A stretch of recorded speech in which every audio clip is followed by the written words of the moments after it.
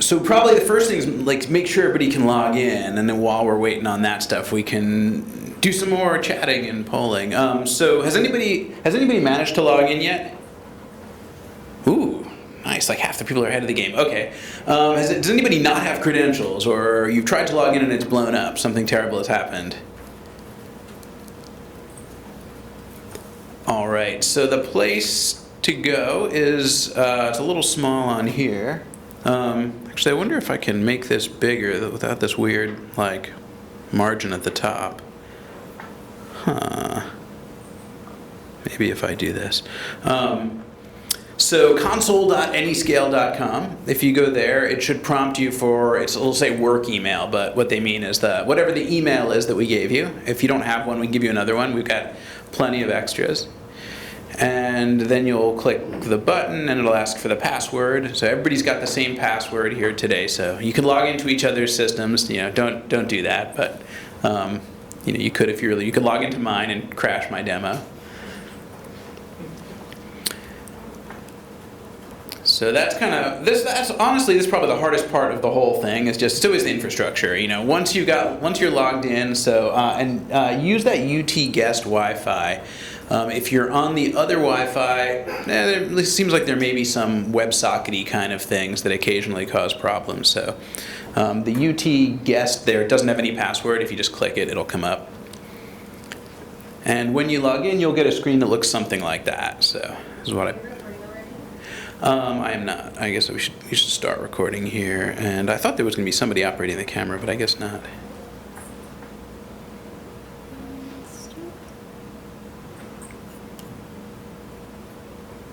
Just don't touch it. Awesome, thank you.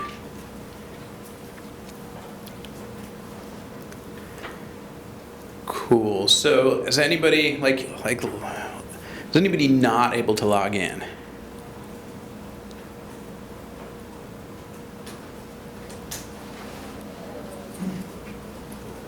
So everybody's logged into this point. Because we will come and help you. We will fix it. It's our problem. It's our system and our problem. So if it's not working, you're not doing anything wrong. It's on us. Is it brass? It's too low. I think it needs to be. Oh shit.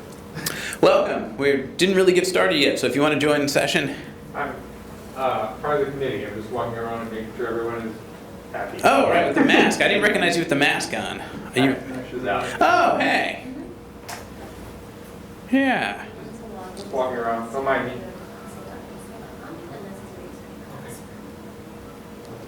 We're just getting everybody logged in here, and then we'll be able to get rolling. Let's see, while we're just troubleshooting that, so just in terms of familiarity with Ray, so if you raise your hand if this is the first time you've ever heard of Ray, it was with SciPy, you just thought you'd check it out. Cool. Raise your hand if you've heard of Ray, but you've heard of Ray, but you've never actually run any code on there yet. Cool. How about you've run a couple of demos, like a one-liner or something, but not used it for anything real, like that. And then the last category is you're using it all the time and you want help making it run better or something like that. Nice. Okay. Awesome. That's really good. Other things. So this was advertised as kind of Ray and Ray Air, which we'll talk about a little, and also computer vision. And I'm curious, how much folks are interested in Ray versus computer vision. So raise your hand if you're computer vision is really what you're about. That's your main workload, maybe your only workload. All right. Cool. That's cool. The stuff we're going to present here today will be featuring some computer vision use cases, but we're going to cover all the general principles. So even if you don't care about computer vision, a lot of that stuff will apply. For example, this gentleman over here mentioned you have matrix data that you're doing stuff on. It's not quite the same as computer vision, but you probably have big tensor data you need to slice up and run code over, right? So some of the image demos we're going to do are kind of like that, except that the tensor data happens to represent an image, but it could be LiDAR data, it could be sensor data, it could be whatever. So.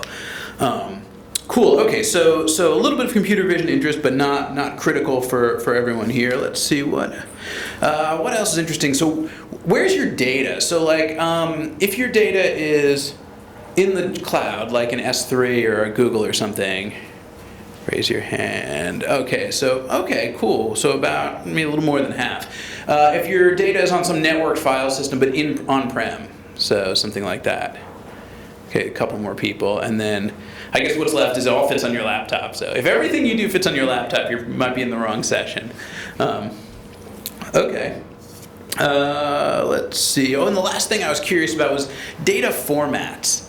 So I'm just curious what kind of data you're typically dealing with. Like, are these files like Parquet or NetCDF or ZAR or something else, CSV? Some. Yell it out. You can yell it out. We only have like 10 people here. If I didn't mention, if it's not any of those that I listed, anything else? GeoTIFF files?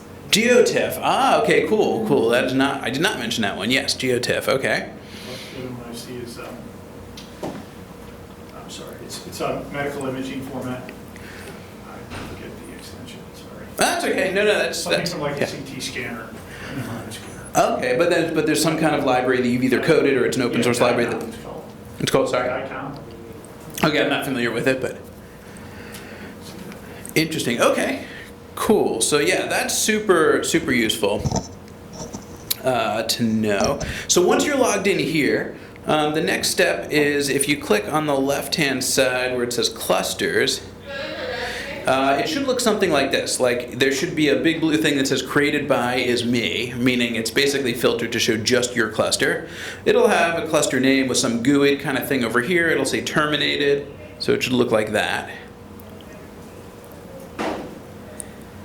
And if you've got this screen, then if you click on the actual cluster name, then it will come to a cluster detail page that looks like this. And here we're just going to click start.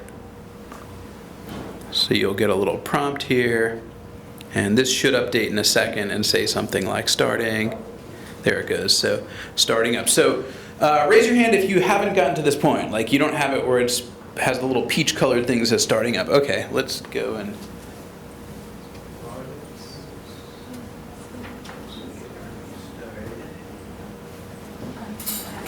Okay, you're all set. Cool, success.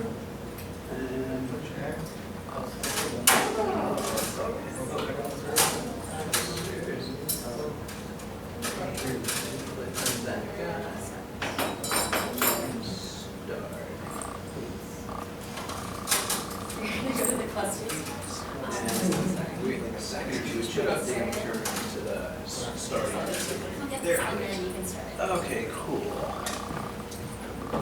Anyone else? Yeah, I didn't really. Choose. So we're gonna go to clusters. Clusters, that's. Yeah. Ah. And you want to do That self. one, yeah. All right. And then you can start. Are you gonna start it? You're There up. you go. Cool, so everybody's is starting, and at some point it'll say active, and these buttons on the upper right will kind of ungray, or they'll show up. And at that point, we're going to click on Jupyter. And from here on out, the rest of everything we're doing will look very familiar. Probably, has anybody here never used Jupyter Lab before? And want to see it demoed? Okay, everybody's used Jupyter Lab, cool. Yeah, if you have any questions about it, we can talk about that. But you're probably familiar with this. Let me zoom in and make this a little bigger. So what we were doing before, so any scale, just to give like a tiny bit of explanation, is just a company founded by the folks that created Ray, and it's basically enterprise infrastructure for deploying Ray clusters in the cloud. So that's kind of the commercial offering. If you want to run Ray and do all kinds of cool stuff with it, but you don't want to operate it yourself. And then there's also a few other little bonus features in AnyScale in terms of performance and stuff like that. But that's what AnyScale is about. Since this conference is mostly on open source, our content here today is also about open source. So once you're at this point, everything else we're doing here today you can do on open source Ray. So you don't have to pay for any of the stuff. It's just, we're just demoing AnyScale because obviously it's kind of our product, so we're running in there. And it also makes it easy to deploy clusters, right, which is not always the easiest thing. to go beyond a single machine for just the infrastructure setup. So, okay, so the next thing we want to do is we want to clone the repo that has the content we're going to be running. So there's a couple ways to do it. You can scroll down here and you'll notice you have a terminal prompt, so you can do it in there. You could also do it using the terminal right here in Jupyter Lab. I think our instructions say this, so I'll demo here, but it's just the same, it's going to the same place. And what we're going to do is we're going to clone this repo here. So you may be able to copy this out of the slides if you have the slides in a tab. I'm going to go in here and copy the URL this way. And the command is in your worksheets too, for reference. Yeah, so like I'm lazy about typing, and if I type I will spell it wrong, and you'll watch me like do this like 5 times, so that's why I always want to copy it from somewhere. So if you have the slide deck, you can copy it from there. Put it on slide. Yeah, oh awesome, thank you, that's great. So what I'm going to do is I'm going to come in here and just git clone, and Right, so there's this like kind of funky thing about Git cloning, where you have this trailing dot at the end. it doesn't really matter. Worst case, you end up with another folder, and so you just double click in here. So it's if you put the dot, it will end up showing up right here. If you don't put the dot, you'll get a folder that says like SciPy, and then you just click on that. So either way, you end up in the same place, and then we can start getting into the notebooks.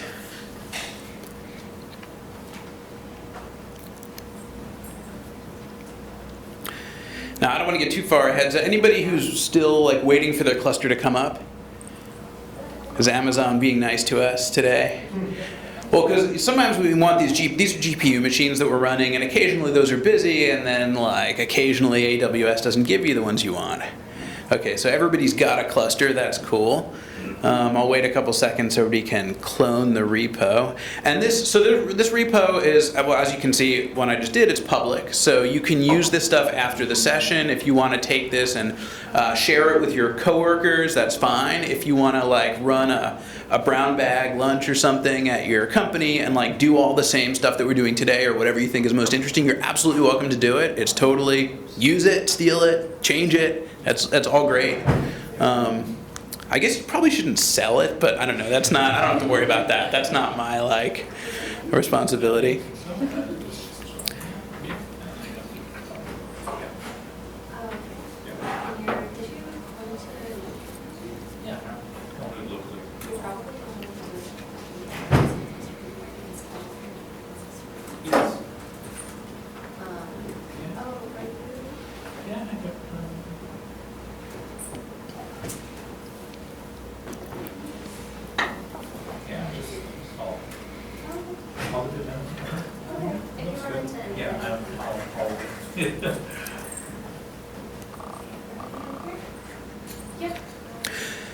Cool. So I'm going to talk a little bit about Ray and Ray Air, but I don't want like, especially after lunch, I don't want this to become like some long like lecture session where I'm going on and you're like thinking about that roast like barbecue sandwich you just had and like everybody's falling asleep. So, I'm going to go through this stuff a little bit quickly. Like I'm not going to read everything. I want to focus on what is interesting, what you can't easily just get off the docs, and interrupt me anytime. Like anything you want to know about or talk about is more important than me just like talking about stuff from these notebooks. So interrupt, it's absolutely cool. We'll have time for everything. We have plenty of time this afternoon, so that's totally not a problem. And I was just playing with ChatGPT and the code interpreter plugin this morning, and I was just thinking to myself, today and especially in the future, you're not gonna need any like tutorials like to show you what APIs to call. So what we want to do is talk about stuff that you can't learn from ChatGPT and Google and all that stuff. So a quick overview of Ray. So Ray started, I want to say way back in maybe like 2015 or 2016. I first came across it in 2017, and at that point, the idea was to provide like simple primitives for scale-out computing, right? And of course, that's something that lots of people have done for decades. There's always this idea of let's make a simpler way to do scale-out computing. So that was kind of the goal.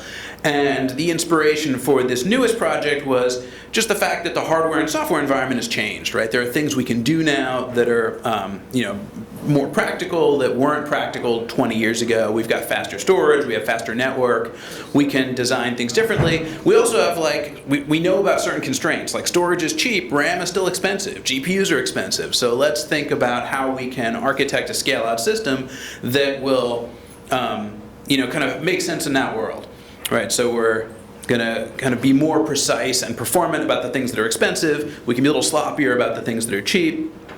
So the overall system makes sense. So some of these are just kind of operational requirements or kind of non-functional requirements that we get with Ray. So things like orchestration, so we can arrange different pieces. Scheduling, we'll talk about the Ray scheduler. So this is putting different operations on different machines. Fault tolerance, right? So for most of the stuff that we do, we want to make sure that if something goes wrong, that we can recover and keep making forward progress, because at a big enough scale, stuff is always breaking. I read this story once about how in the Google data centers, at least at that time, they had robots that went around constantly bringing replacement parts to the different racks, just 24/7, because at that scale, something is always breaking, right? So the assumption is that when you scale up enough, there's always something breaking, so the fault tolerance sort of becomes pretty important.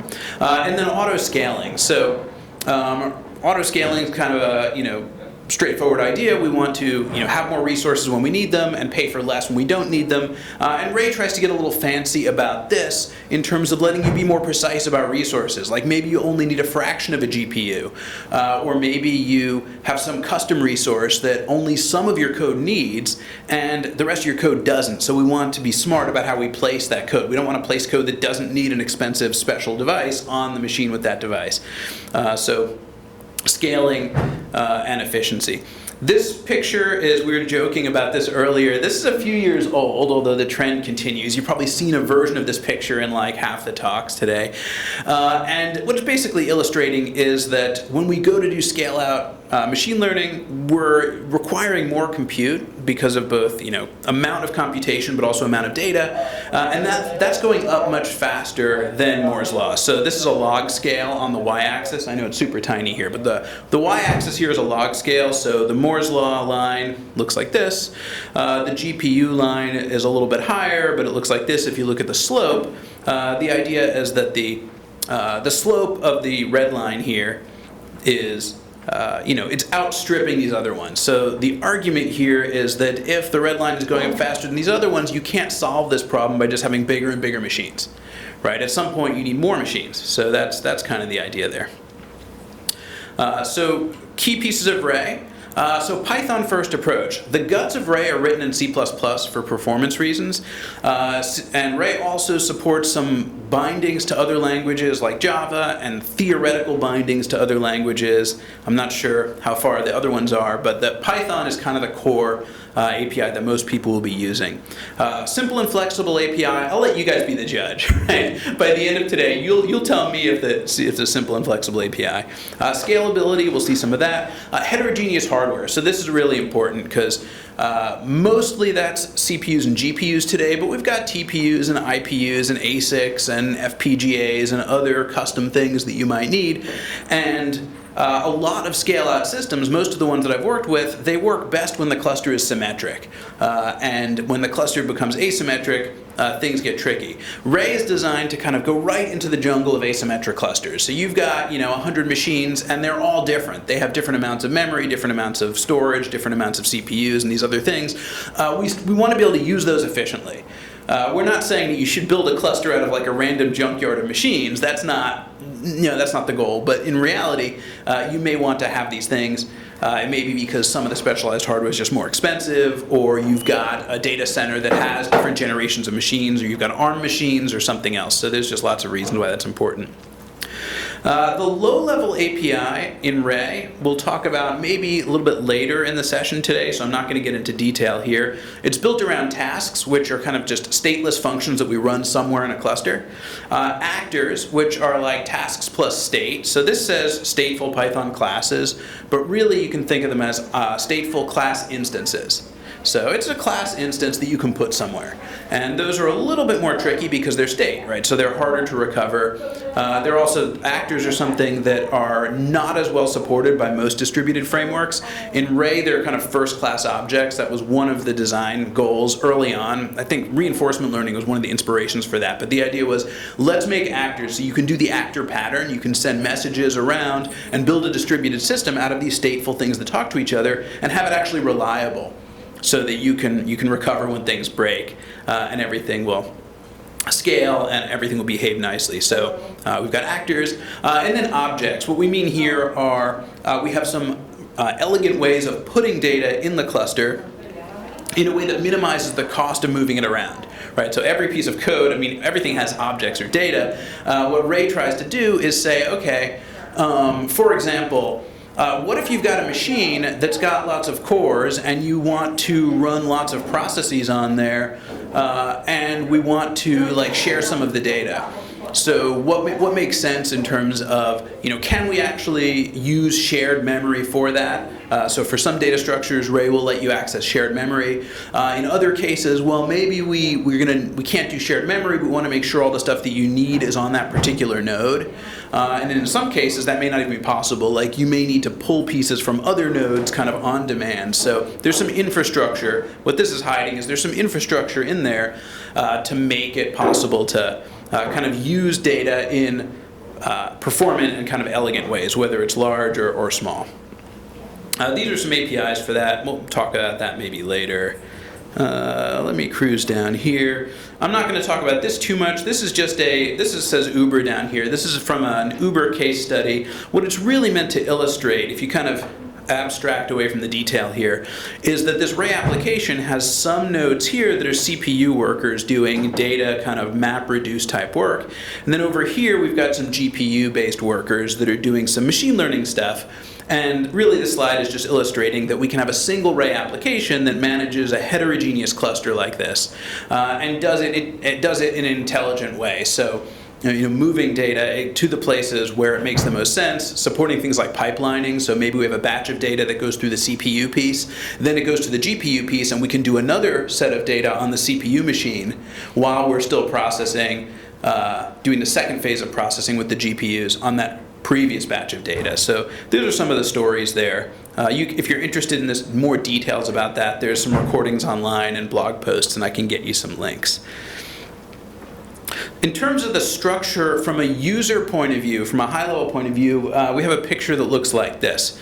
Way down at the bottom is your compute fabric, or hardware. So this is, you can see little icons here for AWS, Kubernetes. It could be on-prem, whatever. So this is where your machines or containers live if you're in the Kubernetes world. Up above this is Ray core. So Ray core are these really simple primitives, getting and putting objects, putting tasks and actors out into the cluster and calling things on them. You may never need to use these, but for a crowd like this that does scientific computing, you may well want to use those. There's only about 5 APIs there, so it's really simple. And the idea is that you can use those directly. They're totally supported for user-facing purposes, but for some common tasks you may want to work at a higher level of abstraction. So that's what this Ray Air box is about. So in the name for this talk, it said like Ray Air, I think. Air stands for AI Runtime, and what it is a set of high-level primitives that we'll demo today that are designed to kind of cover common tasks, things like loading and transforming data, fitting models, performing inference, hyperparam tuning, and you wouldn't want to build all of those necessarily using Ray core. Like you could, but with Ray Air, there's kind of a higher level of abstraction. So Ray Air is just built on top of Ray core to save you a lot of work. And then up on top here, Oh, I was going to ask, Ray core and Ray Air, are either of those open source? Oh, it's all open source. Oh, okay. Yeah, absolutely. Everything that we're doing here today, past the initial clicking in here in the AnyScale kind of hosting environment, everything in here is completely open source. And one of the notebooks here, I'll just skip ahead to show you. If you're wondering how the heck do I install this, this is what it would look like. Basically, there's a few different flavors of install in terms of like what you want in the brackets here. But yeah, you could go right onto your machine right now. This is, and it's not just free as in beer, it's open source under Linux Foundation. So yeah, you can install all this stuff, including the serving pieces and everything. So yeah, absolutely. And then up here on top, this is the part where it's mostly open source, but we don't own it. But the idea is it's not a walled garden. So Ray is designed to interoperate with all the stuff that you're already probably using. So there's lots of tiny icons on here, but you may recognize things like XGBoost and TensorFlow and Hugging Face and MLflow. So the idea is, we've got integrations for a ton of these, like right out of the box. And again, that's also open source. Some of the integrations come from these other projects. So they're not from the Ray project, they're from the other project. And for some of them, you can kind of glue your own together. But the idea is we don't expect, we're not reinventing the wheel. We don't expect you to live inside the Ray kind of walled garden. It's not like that. And we'll see that Ray is designed to be lightweight. So just to give an example of what I mean is we're going to see a training framework for doing just simple distributed training. But the way that's architected, it doesn't actually implement the training algorithm. So you're not going to see like a Ray version of gradient descent. What Ray Train does is it simplifies integrating to the optimizers in whatever tool you're using. So if you're using PyTorch, there's a Torch trainer that will simplify working with PyTorch, but it's the Torch optimizers you're using. And similarly with the other ones. So Ray is not trying to bite off, like, okay, we're going to create the Uber optimization system and everybody has to convert over to that. We probably couldn't beat the dedicated researchers anyway. Let's see, cluster, core, AI runtime. So here's another picture, kind of another way of looking at AI runtime in terms of phases of work. So we have things like data preprocessing, so we'll play around with that a little bit. And again, Ray is not trying to reinvent data processing. So it's not like a SQL framework, there's no data frames, it's not like a Ray data frame you have to learn or something like that. They sometimes call it last mile data prep. So the idea is you've got data, and it may be raw data, it may be data you've refined in other tools, but at some point you want to get it into Ray, and you may want to do some adjustments where because of the nature of distributed compute, it makes sense to do those on the Ray side. So a simple example of that, I don't even know if it's in the Ray preprocessors at the moment, but just to make a really explicit example, if you think about something like one-hot encoding, right? So if you want to do one-hot encoding over distributed data, you need to do a little bit of distributed work for that, right? Because each subsection of the data may not have all the values. So at some point you need to collect all the values that exist and come up with a canonical ordering for them. It's not too hard, but like that happens on the distributed compute side. You can't really do that before you bring it into Ray. I mean, I guess you could if you had to specify the dictionary yourself, but if we want to automate that, it makes sense to bring that a little closer to Ray. We'll see another example of that with like a min-max scaler. It's the same idea. Like if you want the min and the max for a dimension over the whole data set, you kind of need to bring it to where the distributed stuff happens. So there's a little bit of that here. We've got train, kind of self-explanatory. So the idea is simple abstraction over training. Tune, so hyperparam tuning. And again, we're not trying to reinvent the wheel here. So you'll see logos down here for things like Optuna and HyperOpt. So we can use those other algorithms and libraries. We're not trying to like kind of monopolize how to do the tuning. Pretty much anything you want to search by sampling, you can actually use Tune for. I was thinking about that the other day. It doesn't actually have to be a model. Like you can, if you want to do like, sampling based kind of optimization, you can use Tune for pretty much anything with that. And then let's say you've got a model that you like, so you want to do some predictions with it. There's a couple flavors of that, so kind of batch prediction. We'll demo some of that today. That's kind of the easier use case because there's no time constraint. And then we've got online inference. That's where you've got a smallish number of records and you need to make a prediction with that model very quickly, right? So things like ad bidding or fraud detection, network intrusion, things like that. So we have a serve component that's designed to support that. And that's another one of these things where, there are other systems that can do serving, but like getting those to play nice with large scale data has not always worked really well. Like there are some other systems that are great at batch, but not necessarily great at online inference. So we kind of want to bring all of that stuff together. Just to give you a really small example of what the APIs look like, I've got kind of one smallish example here that we'll look at. And you can run this cell here that has a whole pile of imports.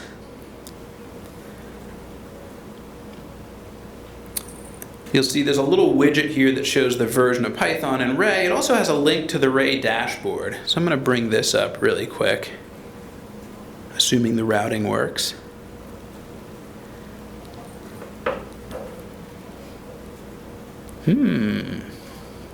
Assuming the routing works. Let's see, there's another way to get to this that may or may not work, and that's to go over here and click the dashboard button. Does that work? All right. Yeah, so for some reason this is not redirecting or routing quite right. So I'm going to come over to here. The dashboard, even though I went to the dashboard through the AnyScale UI, it's also open source. So if you're running Ray, you've got the dashboard, and there's support for Prometheus metrics and Grafana visualizations that's kind of built into, that's open source Ray, and you don't have to pay for that. AnyScale has some other observability stuff that may or may not be what you're wanting to focus on, but all of this stuff here is built in, so we've got some high-level views of the kind of what's going on in the cluster. And we can get into things like, if we click on the cluster button, you can see things like what's going on with your nodes. So kind of in real time, we've got 2 nodes. You can see CPU usage, memory, GPU memory, object store we'll talk about a little bit later. This is kind of a shared pool of memory for storing stuff that we're going to mess with in the cluster. And you can expand these. I don't think there's anything here right now, but once we launch stuff in there, if we have an actor that's doing something, you'll be able to see details in here. And there's different views, kind of different angles on the same stuff. So looking at it from like an actor's point of view, there's nothing here because we don't have any actors. We can set up more metrics. So I'm not sure how many of these are pre-configured, but we have some more details. So anyway, it's useful to know that that stuff is here, because you can't get too far, we can't get too far beyond Hello World without being able to see what's happening. So just to give you a little flavor of what Ray AI is about, this is a really, really condensed example. This is not meant to show all the options, and it's not meant to necessarily address your particular data needs. This is an XGBoost model against the New York City taxi cab data. So you may have seen something like that before. What I'm really trying to show here is just the flavor of the API. What were the designers trying to do when they put the system together? So here I've got Parquet data in S3, and the way I'm getting at it is with a read Parquet, so kind of a little bit of a pandas style API there. We've got an S3 URL here. We've got a repartition command here. So the idea is that we're going to need to break this data up into pieces if we want to operate on it in parallel. Ray is going to do 99% of the work for that, so we don't have to worry about where those pieces go. But if we only have one piece, Ray is going to give us a bunch of warnings, and it's going to say, hey, you're paying for a bunch of GPUs, but you've only got one chunk of data, so you need to do something about that. So I'm going to break it up into a few pieces. Train test split. This is another one of those examples, maybe I should have mentioned it earlier when I was talking about why does Ray data have some of these transformations. Train test split is another example where for distributed it makes sense to bring that closer to the compute. In terms of where you're doing this splitting up. So we've got a scikit style train test split here. And we get a couple warnings here. You'll see some progress bars. Now, in some places in these notebooks, you'll see progress bars that only go part way and they turn red. And you might think, oh man, something's broken. A lot of times that's because we're only evaluating a piece of the data set. And so from the point of view of a progress bar, it never finishes, but that's okay, we don't want to do the whole thing. So sometimes we're looking at this data incrementally. Under the hood, data sets like some of the data structures from Dask or Spark, they're lazy and kind of streaming. So a data set is not like a single data structure in memory that holds all of your stuff. It's an abstraction for consuming things from some source in pieces, doing things with them and sending them on their way. Which, yeah, you may have seen that in the Spark world, you might have seen them in the Dask world, so that's kind of a common way to deal with really large sets of data. But that's also why we may, if we only look at part of a data set, we're not going to see that progress bar go all the way. There might be 1 million records, we only look at 10 of them. So if I have access to some data and I want to do some training, I'm going to use a thing called a trainer. So there's a bunch of sub-flavors of trainer. So XGBoost trainer, probably not too surprising, it's a trainer for XGBoost. And the trainers all use a similar kind of API. So in this case, we're going to kind of tell it what the label is. We've got a scaling config. So scaling config is where we'd say, like, how many workers? Do we want to use GPUs? Do we want an auto-scaling kind of situation? So there's a few things we can do there. These params are just the XGBoost params. These are not really specific to Ray. And then we've got data sets, so a train and a validation data set here. And by data set here, we mean a Ray data set.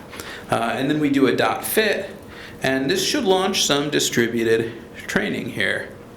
We should see something like that. So we've got a little bit of kind of updating HTML widget here. So we're using 4 CPUs because we have 4 workers here. We're not using any of our GPUs. Maybe we should be, but we're not at the moment. And we get some reports here. And let's see, we've got a message for rank 0. I'm looking to see if we have messages for the other rank assignments, which will help convince us that we're actually running this in parallel. I'm not seeing them here, but I'm gonna have to look through the logs for that. So, okay, so I've got a model that I've fit using some parallel workers. So the idea here is that I've got a simple API for running this. Like, XGBoost has its own distributed capabilities. Like, it's not like you couldn't do that without Ray. Lots of tools can do distributed XGBoost. What we're doing here is kind of saying, for different kinds of algorithms that you might be using or different kind of framework, we're going to bring it into this straightforward API that's all kind of uniform. We'll give you nice reporting. And when we do training, we get kind of a checkpoint that represents the state of that model. We can also do tuning, and the hyperparam tuning in Ray AI looks like this. We're going to create an object called a tuner, and we're going to attach the tuner to the trainer. So the idea is anything that you can train, you can tune. And really, like, and in fact, under the hood, a trainer is just like doing tuning, but only doing one. And then tuning is you do a bunch of them. And we can describe our parameter space. So here we're just doing a very simple, like a random integer between 2 and 12 for the max depth on the trees in the XGBoost ensemble. And we're going to do 3 samples so that this is quick. And what metric are we evaluating? And do we want it to be bigger or smaller? And this is going to kick off a number of these. So this, one of the, yeah? So what's the magic behind using or specifying the max depth to be a random versus like a fixed iterator? So I mean, so that we can, if we want to do like a grid search, so yeah, you can do that too. So if you want to do grid search, you could do like an iterator, or you could do a list. You could just even have a list of values. Here, this is kind of just kind of demonstrating a random search kind of approach. So we're only taking 3 samples. They're going to be randomly picked in there. And this doesn't show any of the hyperopt or Bayesian or bandit or any of those fancier strategies. So there's more info on those, are a little more complicated. But yeah, basically, anything that you can either grid search to optimize or sample to optimize, you can use tune for it. Even if it's not a trainer, you can actually jam your own stuff in there and use the engine to do it. One of the cool things with the tune train framework here is that there's a lot of frameworks that can parallelize your tuning. That's pretty much a standard thing. You have like 100 machines, you run a model on each machine for tuning. But what Ray will do is it'll actually use parallel training on each of the models as well as parallel tuning. So if let's see, in this example, see if I can get the arithmetic right. We've got 3 samples here. We're using 4 workers for each of these. We have 16 CPUs. So we can actually do all of these simultaneously, right? So we're doing distributed training, and we're doing 3 of those. And Ray will take care of, you actually have to have enough machines or enough nodes, or scale up to enough nodes to do at least 1 training. Like if I put num workers here to be like 100, I would get a bunch of warnings and it would never actually succeed. But as long as I can do 1 of these here, then Tune will figure out whether they need to be done serially, or I can do them all at once, or kind of how to optimize that. And I get some reports out of here.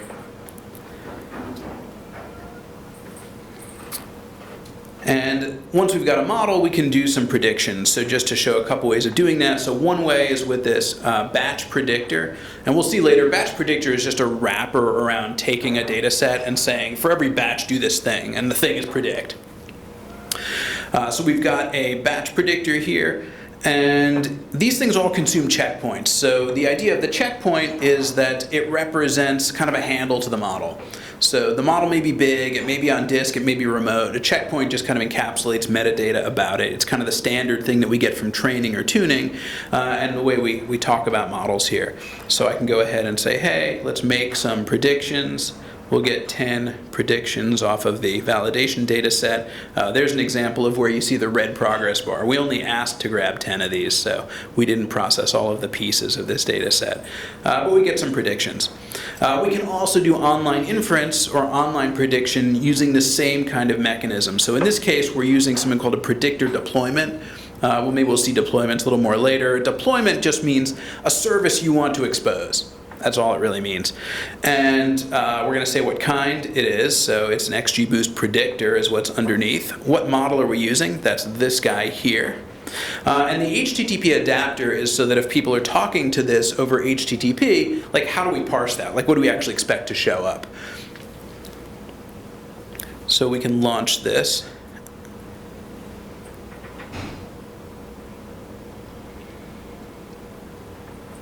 And let's see, we get a few messages here, and then we can go and, so here's just an example of doing this is the key line in here, so we're using the request library, just posting a record to the service and getting a result back.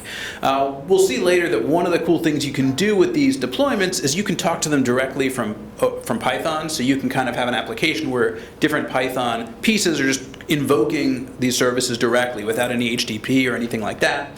There's also experimental support for gRPC, so if you need that for whatever reason, I don't think that's officially fully baked, but it's in the docs and you can do that too. So there's a few ways to get at these services. And then I'll go and shut this down. And then just wrapping up this kind of high level here. So these are just a few of the integrations. I mentioned HyperOpt and Optuna. Dask. So Dask supports data frames, and Ray doesn't have a data frame. Dask has great support for consuming arrays and some data sources, like we were talking about ZAR earlier for tensor data. And Ray doesn't really do that. So what if you want to put that together? You can take Dask and say, hey, I want a Dask array from these ZAR files.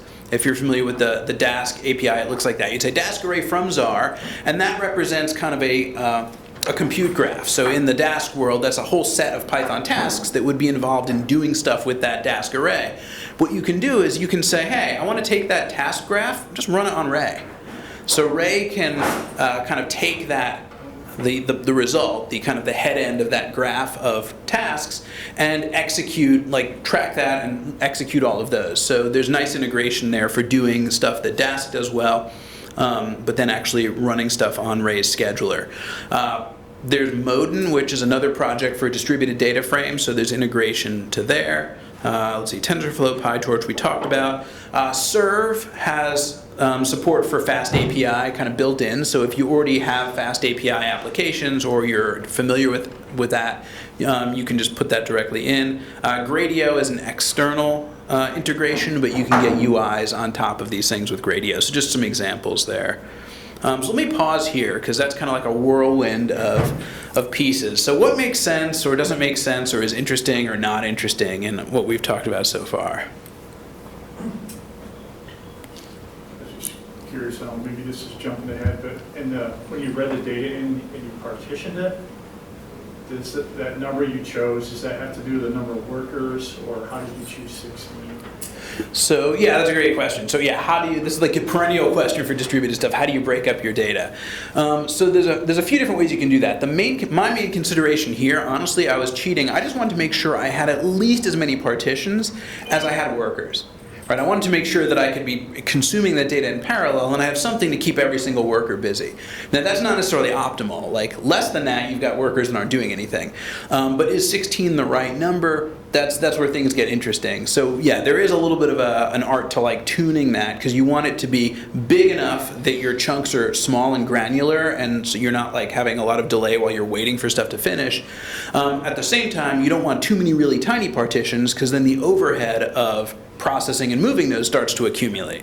So there is a little tuning there. I'll admit I don't have a magic formula for that. But yeah, the very basics, at least Ray will give you a warning. If you have too few partitions, if you have way too few or way too many, you'll start getting some warnings at least about it. Yeah, I think it depends on what exactly your data looks like. It's different if it's an image data versus tabular data, things like that. It also matters what you're doing with your data. If you're going to be training or fine-tuning a model versus doing batch inference. Batch inference is a little more lightweight than, tuning all of the weights in a large language model, for instance.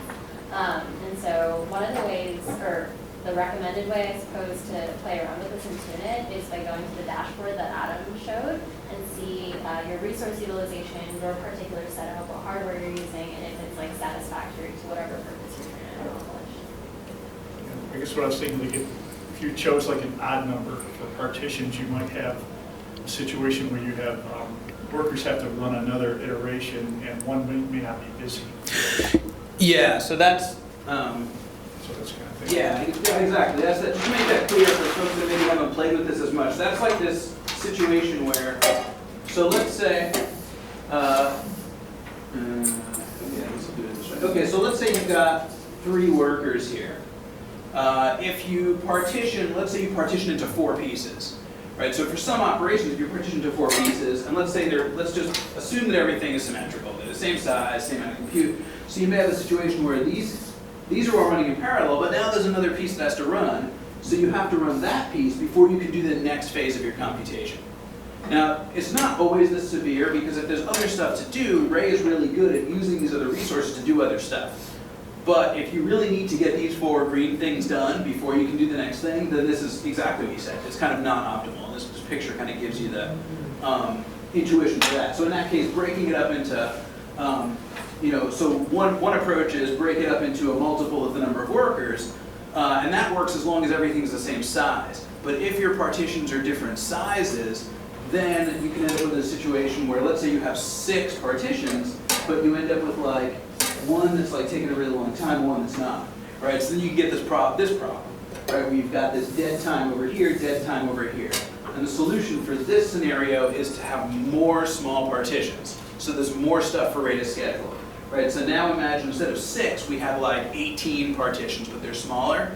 Then the idea is while one of these workers is working on a long one, some of the small ones can get scheduled in to the other gaps. So that's kind of the idea there.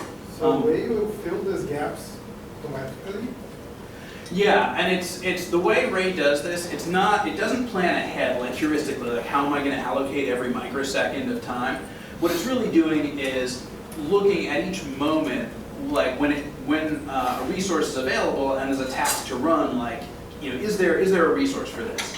So what Ray would have in this situation, that situation is, while this was running, Ray would have more stuff to do, and he would just say, well, where can I do?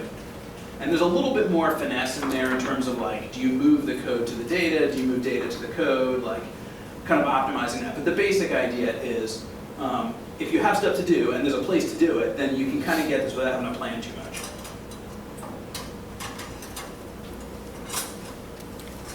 So yeah, these are all great questions, and I think you came in a little later. I'm not trying to call you out, but if you want credentials, you can log in. Do you have? Yeah, I'm looking. Oh, you're all set. Okay, cool. Yeah, I'm not trying to like, call out anybody, but I want to make sure everybody can play along. Yeah. I have another question of like open source development, right? Like you have a lot of different, like you emphasize, this growing ecosystem of libraries and frameworks and interacting a lot with established projects out there. So how does that work in terms of the development of Ray? Like, do you collaborate actively with those projects, or do you just kind of like look at what they're doing and develop yourselves plugins that work with those? yeah, any? I think it's a mixture of those. So like some, and a lot of it depends on kind of how high priority something is. So like something like PyTorch, like you have to have PyTorch to like be a participant in this fun world of AI stuff. So it's like everybody puts in, you know, we put in a lot of effort to make sure that works. For some of these, maybe like smaller libraries, maybe there's some collaboration, but maybe they do more of the work, and some of those repos may be external. So it's kind of a mix.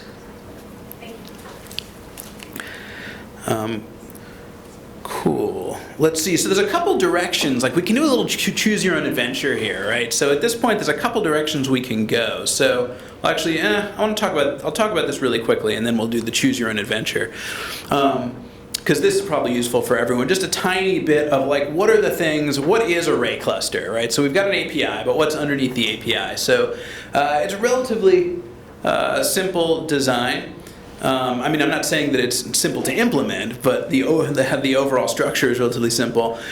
We've got worker nodes, and the worker nodes host these worker processes. So those are typically just a Python process. And they're allocated from a kind of budgeting point of view. Ray allocates them like one CPU.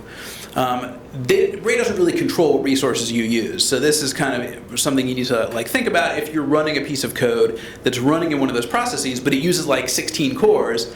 Ray can't really stop you. There isn't really a quota system around that. So, for example, with PyTorch, there's like a number of CPUs flag you can set. So you have to decide, do you want PyTorch to do the parallelism, or do you want, I was going to say Dask or Ray to do the parallelism? But like if they both think they're getting 16 and there's not 16, we'll have a shortage there or some context switching costs.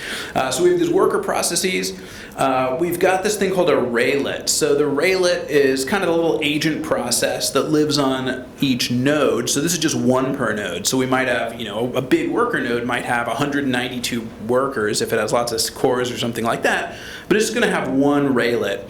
And the Raylet has its own scheduler. And it has access to part of the object store. So when we talk about the object store in Ray, we usually refer to like the whole pool of available memory across the whole cluster. But of course, like that's just an abstraction. It's made up of all these little pieces. So that's managed by the Raylet here. So the scheduling in Ray is distributed, but it's not like they're not totally independent. So it's not like, this is a distributed scheduler, so if we kill the scheduler in one place, everything is fine. So the schedulers do work outside of their own nodes. There's some ways that a scheduler can decide what to run locally or where to borrow resources from other places.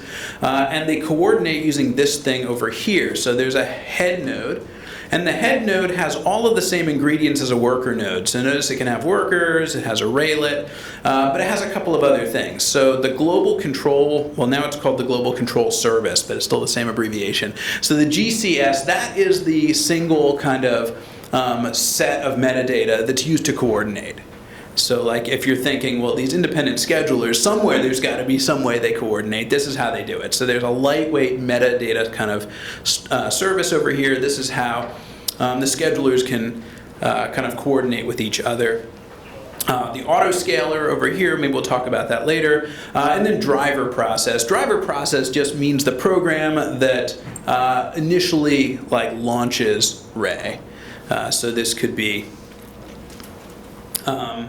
over here. One of the things that's actually worth mentioning that's kind of interesting about Ray that's maybe different from some other distributed frameworks is a lot of frameworks, there's kind of a head node of some kind, and that's the only thing that can schedule work. It's the only thing that can put tasks into other places. Ray, you can launch any kind of tasks or actors from any other task or actor, right? So there's no restrictions on any of that. Anything you're running anywhere on here can launch stuff potentially anywhere else. And it'll end up in some sensible place. So that's kind of all of those things here. Yeah, Ray Job is kind of an application, basically the application for launching stuff. And I only mention this because there's kind of a couple of different ways to like run these things on a Ray cluster. So we think about how do we launch a Ray job. So the recommended way to do this is there's a jobs API. We can also run the driver script directly on any of the nodes. So that allows us to do kind of interactive development. And that's what we're doing here with the Jupyter Lab setup, because this Jupyter Lab notebook and the Python processes behind it are on the head node. So we're actually running our client code kind of on the node. So that's not for production, but it's for interactive development. There's also a Ray client for running stuff locally and connecting to remote Ray clusters. There's some debate about whether the Ray client may be deprecated. But I think the last I heard was no, it's going to stick around because for some use cases it's really useful. So that's where you could have, say, like your Ray commands on your laptop, but the cluster itself is off in the cloud somewhere and it will just work. So I've got a link to the docs there, and that's the install stuff. So this is kind of the really quick, just the look under the hood at the pieces here. Cool, yeah. Question? There's along the lines, there's a question about the open source components. So is the Jupyter Hub server, is that part of the open source distribution, or is that? So the Jupyter Lab that we're running right here at the moment it's running on AnyScale, but really it's just plain old Jupyter Lab in the container. So if you were if you wanted to replicate something like this in open source, what you could do is just deploy a container for the head node that has the Jupyter Lab stuff in it and have a command that starts the server. That's all it is. There's no special integration.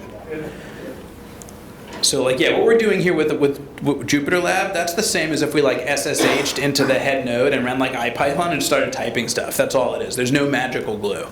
So you can kind of do that. Yeah, you can do that if you want to put your code there. You can do that yourself too. So does everything that we've executed so far to be executed within the head node? Not necessarily. I have to be more precise. The code that we're running in the notebook, like the actual commands that we're running here, they're running in this kernel that's behind this notebook on the head node.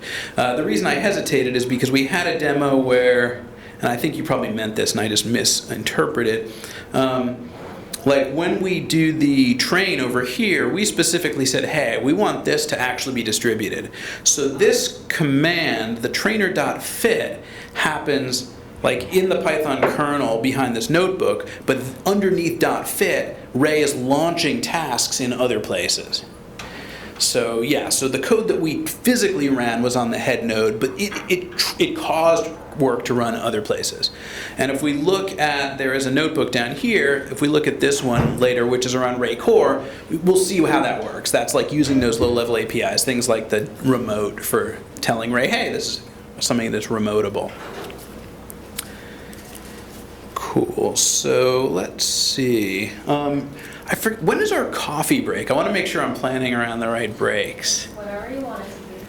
Well, I want to, I guess it's whatever we want. I do, because I see activity here. I see snacks. Nobody wants to be the last person to get a snack. I think we should take a quick break because we've been cranking along here for a while, and we'll take a quick break. Try and come back within like 5 to 10 minutes so we don't lose too much time here. But there's coffee, there's snacks, and think about like maybe we'll do like a show of hands. This is when we come back, we can do the kind of the choose your own adventure. Like, do we want to do more like Ray Air with deeper dive on like Ray Air with tabular stuff? Do we want to do computer vision? Do we want to do core? There's other stuff we can pull out, so cool. I wonder if should I pause the screen recording or just not mess with it? I like to sync it together. Like if they want to cut it, they should cut it. Just leave it. Okay.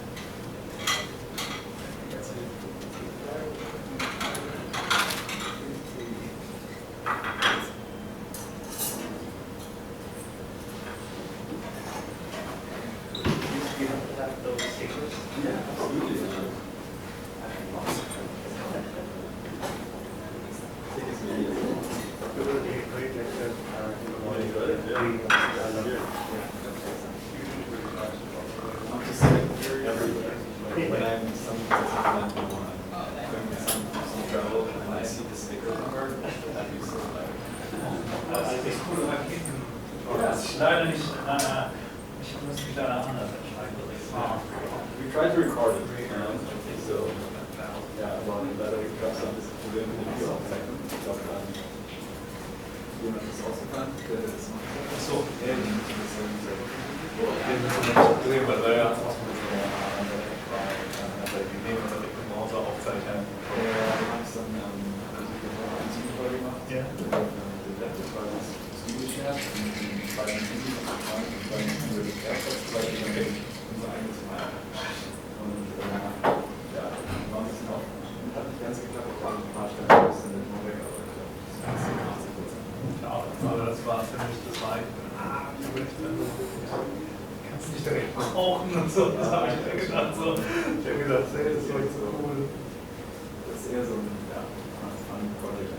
Man das ist auch schon vorgestellt. Ich glaube, das ist cool, wenn man so einen kleinen Anfang hat, wo jeder denkt, okay, ich mache sowas als gar nicht Idee, und dann so eine Lösung raus.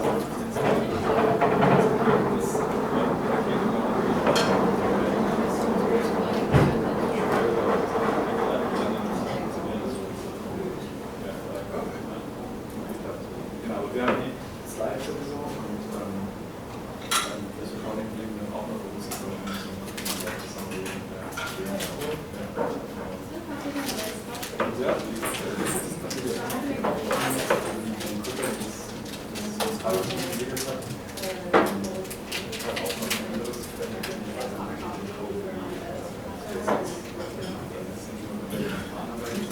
Das war authentisch, das war so interessant, weil ich kannte diese, ja, YouTube mal wo das ist, das nett, aber das kann man sich auf YouTube angucken. Das war wirklich so eine Sache danach. Interessant, weil ich gerne mal eigentlich nur das war einfach so, das ist vielleicht ein Transfer in andere Bereiche. Wenn das Problem ist, woanders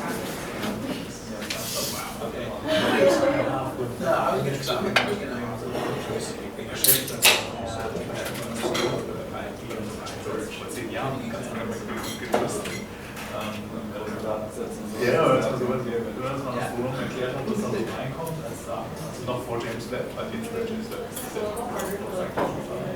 aber das ist natürlich schon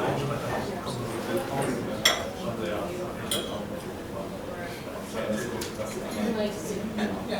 ja. No,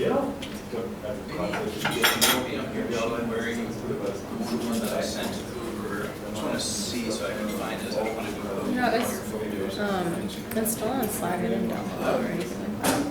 Or maybe I Oh, should we take off the screen share? but it's still recording.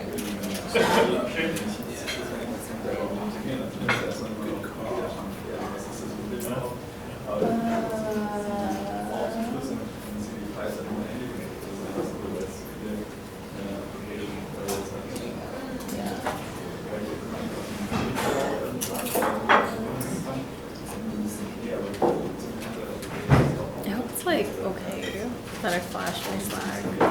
I think it's fine. I mean, What did I share?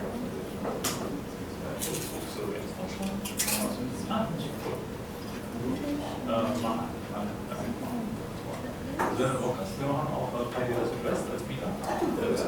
So, ich glaube, das ist Heidelberg für Hotel. Ja, ein bisschen so, also ja, auch bei der Konferenz. Das war spannend. one time I was doing a class, I was trying to find some 1884, and I opened up the history tab, and I was like searching my like Google history tab, and I remember somebody said like, well, that's like gutsy, but.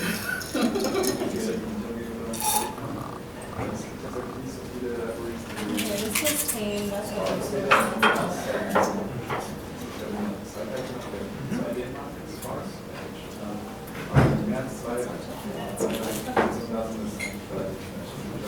We can also ask them to make sure they cut out everything that it brings before they do it.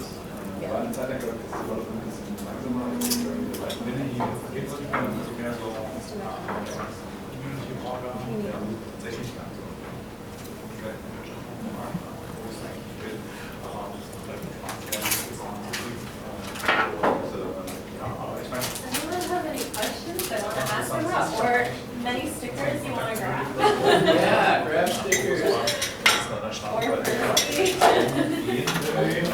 Bevor wir jetzt das Neue, Oh, nice.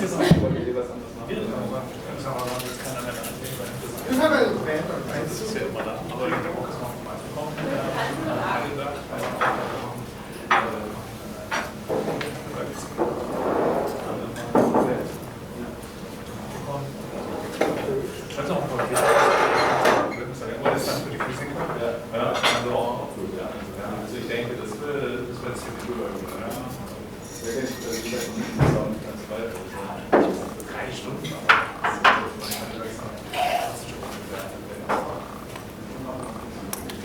Ja, ja, klar.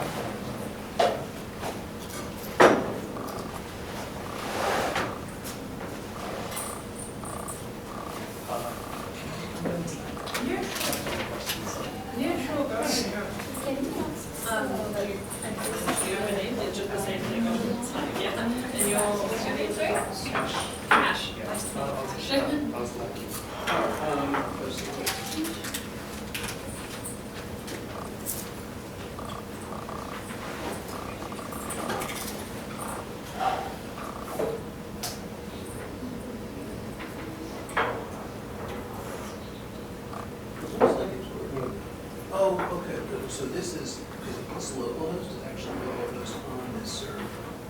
If you can't get in, to a server, that's all. But if you run all this stuff, you're trying to do this locally, as long as you have a weird firewall, so you have to.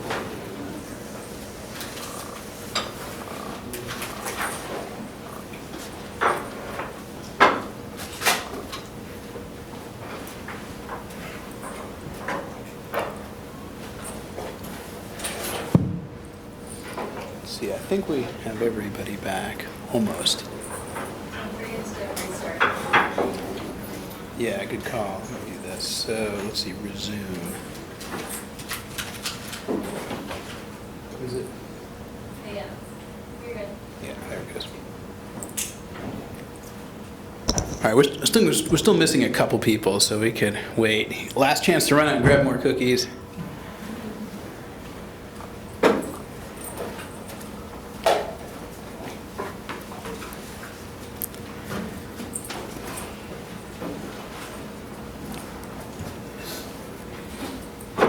Cool. So here's where we can get into the like choose your own adventure or kind of garden of forking paths, however you want to look at it.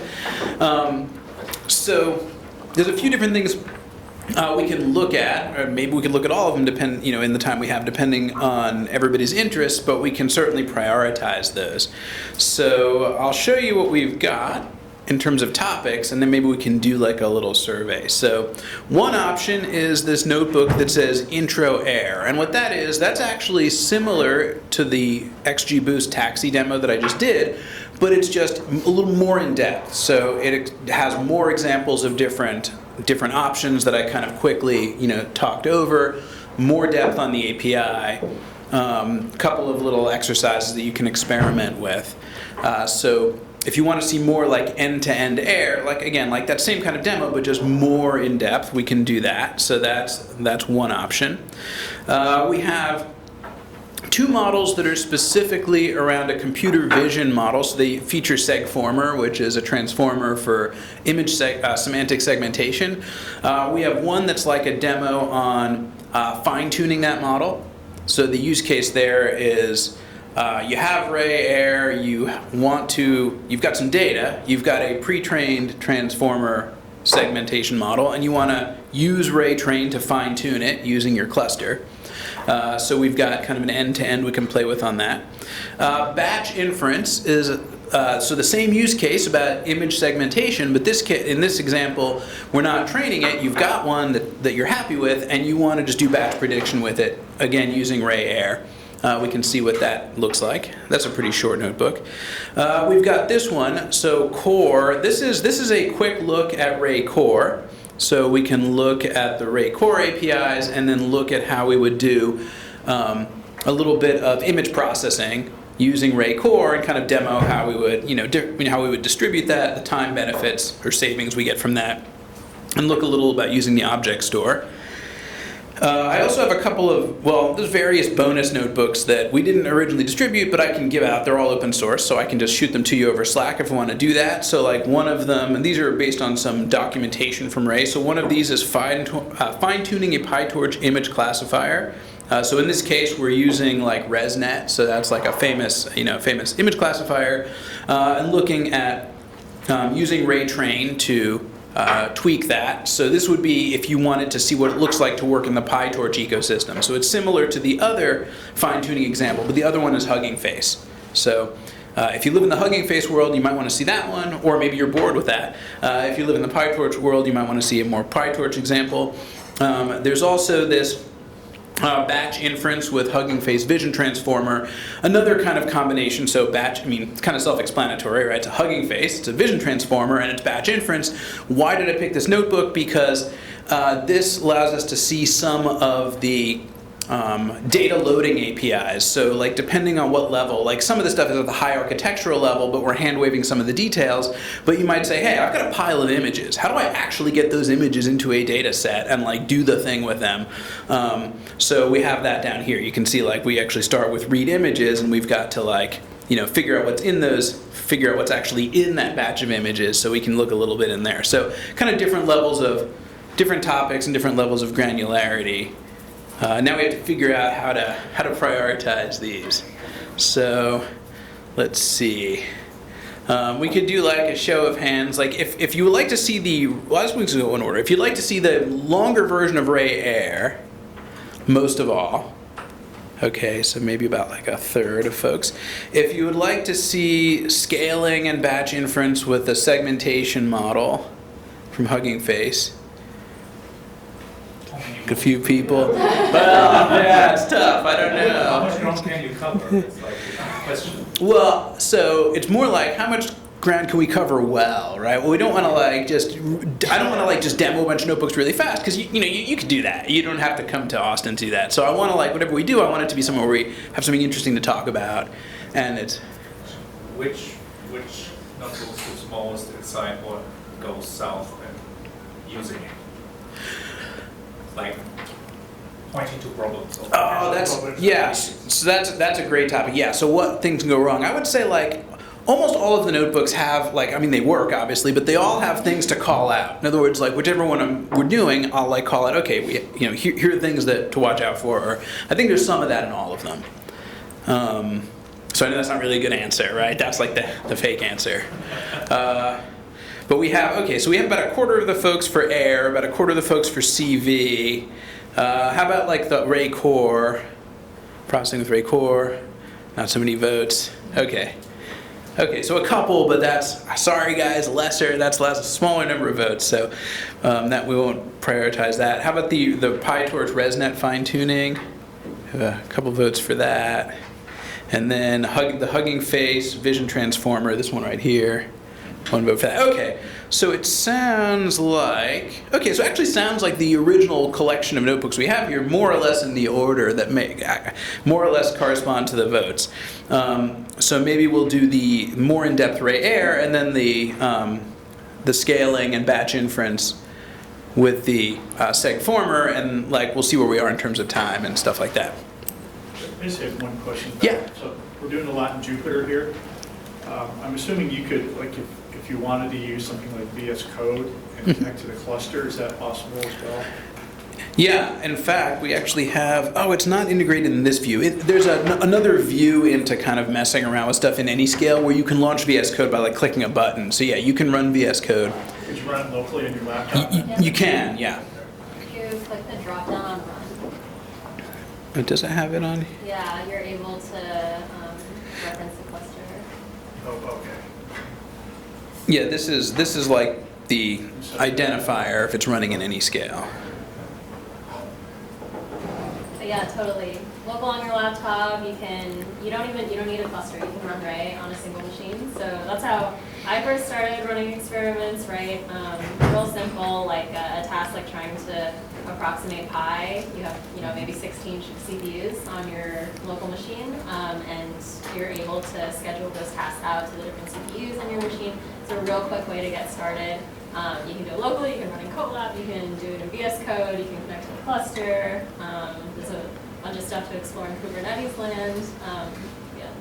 And then to move from like running locally to a cluster, do you have to change your code or configuration? So, pretty minimal code changes.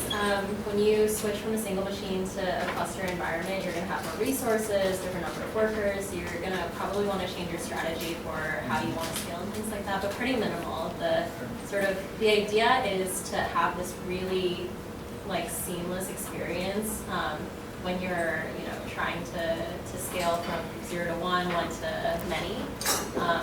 That being said, there are friction points, but Adam can probably talk more about that as we get into the notebooks and like what to watch out for. Yeah, I mean, probably the first thing that like people run into is, and there's a kind of a neat feature that goes with this, is when you're running locally, right, you've got this one Python environment. So no matter how many processes you spawn, they all have access to the same libraries and the same file system. So once you go remote, like that's usually the first thing that people run into is kind of two things. One is like, it's not the same file system anymore, right? So you either need a network file system or cloud or something like that. But there are some cool tricks. Like for example, Ray lets you take like, if you have a folder that has interesting resources or some files you want, you can tell Ray to go push that to wherever the stuff runs on the cluster. That may not be ideal because it could be really big and you don't want to do that, but you can do it. So for development, for libraries, so there's a lot of ways to get your dependencies out there in the cluster. So kind of the classic way that you see in a lot of systems is the old like symmetric approach, like have every worker built off of a container that has all the same libraries, right? So that sounds very great from an operational point of view, but from a hacking point of view, it's not as fun, it's not as lightweight. There's also situations where you may actually have an application that has different pieces that require different dependencies, maybe even conflicting dependencies.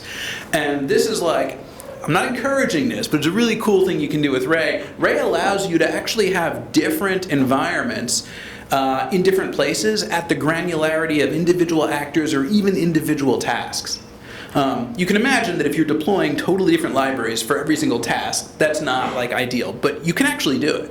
If you have a particular chunk of code, like you're porting existing code, this always happens, like in real life, you've got legacy code, it's all different pieces. You want to build a big Ray application out of it. What if you have one chunk that uses some specialized driver for a certain piece of hardware, or you have one piece of code that uses an old version of TensorFlow and another service that uses a new version of TensorFlow, and they won't play nice together.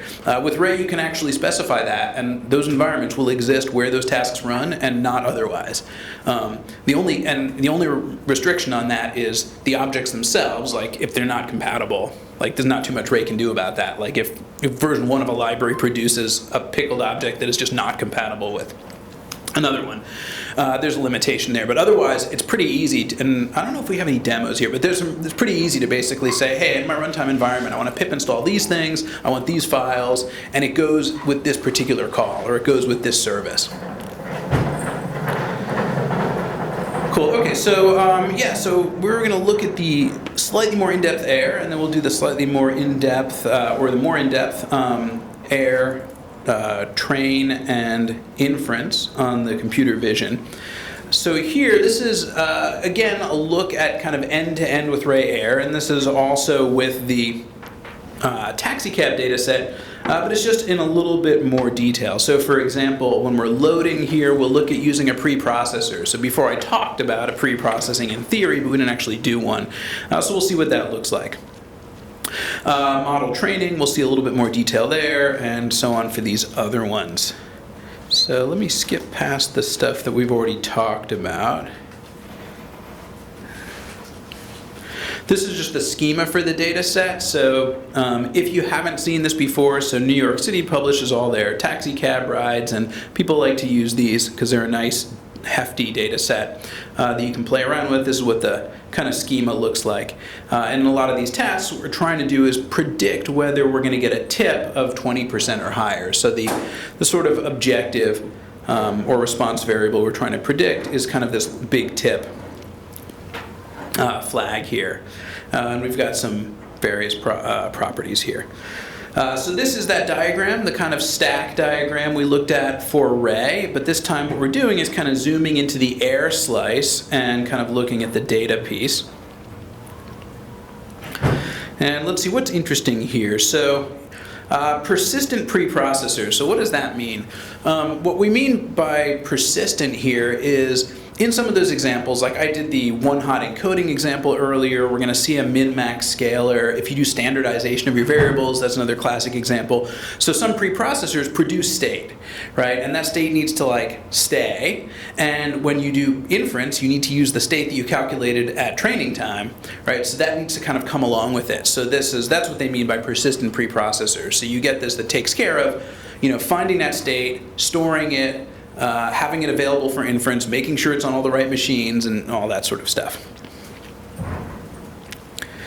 So we've seen live code. This is a static example that looks similar to what we saw before. This is a read CSV version with a bigger repartition.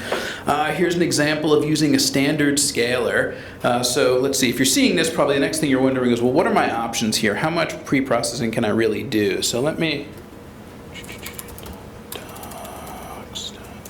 So this is the doc site for Ray, and if we go under data, let's see, where is the pre-processing piece? Well, I'm going to go to Ray AI. Is it going to be under... Yeah. And then use for guidance. Yes.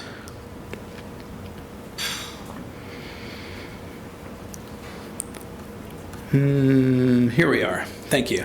Yeah, so you can see we're still working on the IA for our documentation. I think we're hiring too if you want to join to help us make this better. Preprocessors. So there's not a ton of stuff here. Like we're not trying to reinvent, scikit-learn or SparkML or something like that. Just some minimal operations here, particularly the ones that maybe require, or not embarrassingly parallel, right? They require doing some aggregation across a distributed data set, so they make sense to bring closer to something like Ray. So that's things like categorizer, label encoder. So these guys down here, we've got some scalars, a little bit on text.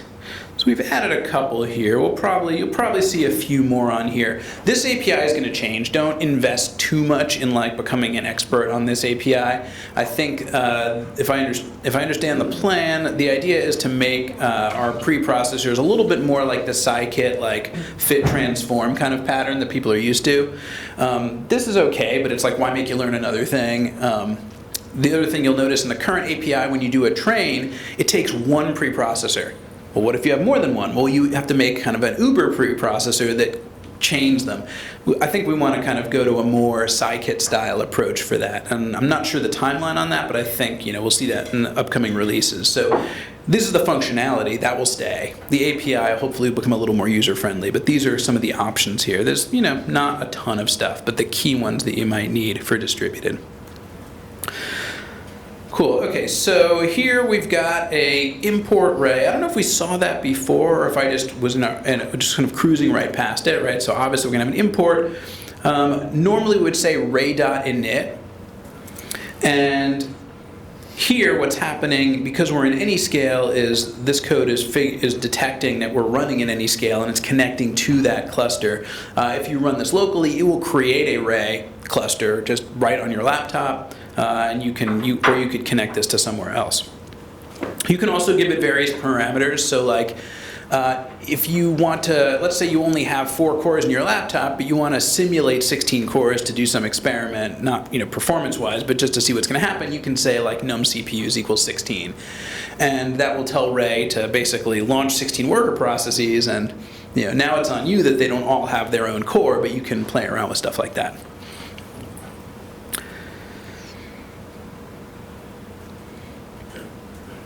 So this is similar code to what we saw before, doing the read parquet from S3. That's not really new. We don't have a repartition there. I guess we do the repartition a little bit later here, so we've got our train test split. Here I'm doing repartitions on the split data, so you could do that too. You can repartition at any particular time. Yeah?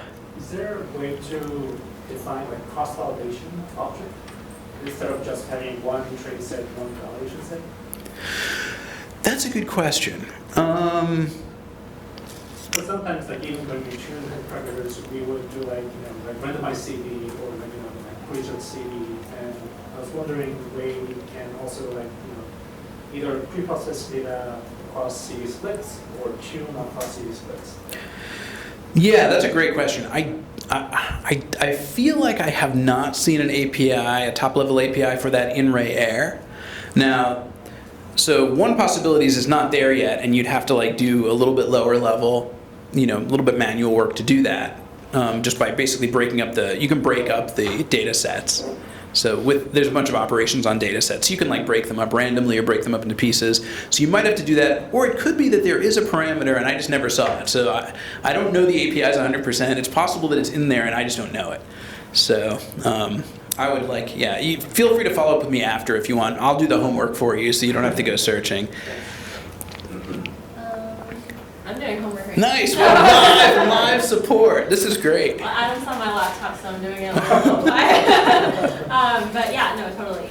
It, of course, depends on like what particular shape of your data set is, the format, and like where you're loading it, whether it's like your own data set, whatever. But you're able to do many of the common things that you might think of with a data set, like shuffle and sort and things like that. And you can split along particular indices after shuffling. You can split proportionally. We're using this train test split here just because it's like the fastest way to get started if you don't care. But yeah, if you have in mind a particular proportion of your data that you want to reserve for cross validation, then you're totally yeah. Sometimes if you're working with like data that's not yours, that's been formatted by someone else, it'll already have that like preloaded in tag, like this is the training, this is the validation. That's when it gets a little bit more framework specific. So Hugging Face is sort of known for doing this. And so maybe you're not able to do such a straightforward split proportionally, but yeah, it really depends.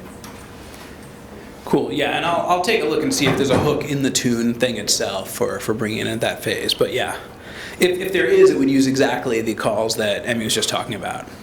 And if it isn't me, I was gonna say like you could submit a PR, but I don't want to get into like trying to be like rope people into like committing features that we haven't got in there yet. Okay, so we got a little repartition here, just for the same reason we talked about before, so we can get some parallelism. And this just demonstrates a couple of the APIs on dataset itself. So datasets have a schema.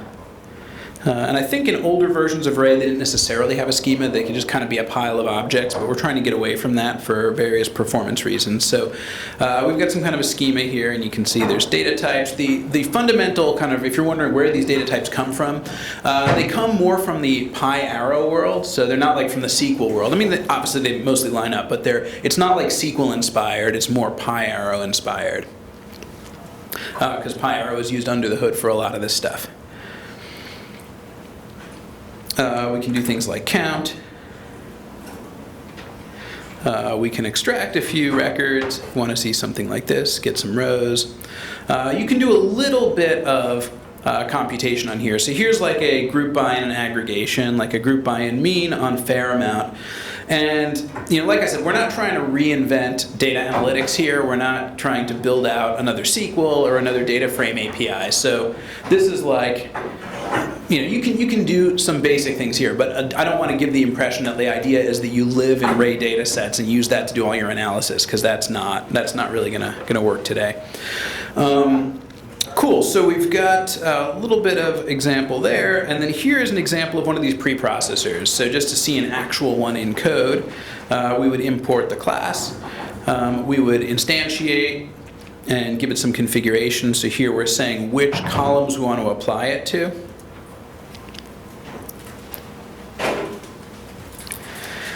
And then later what's going to happen, because you might wonder, where do we actually use this preprocessor? Where's the like dot fit transform thing? So what's going to happen is we're going to plug this preprocessor in later when we do the train, and so it's going to end up kind of inlined in there.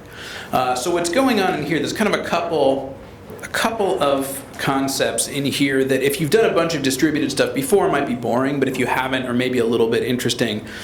So one is this idea that we have kind of operations that work on specific dimensions in our data set, and we're going to kind of annotate those and then actually run them later. So we're configuring this and we're saying, hey, we've got these columns we want to do min-max scaling on, ignore the other ones.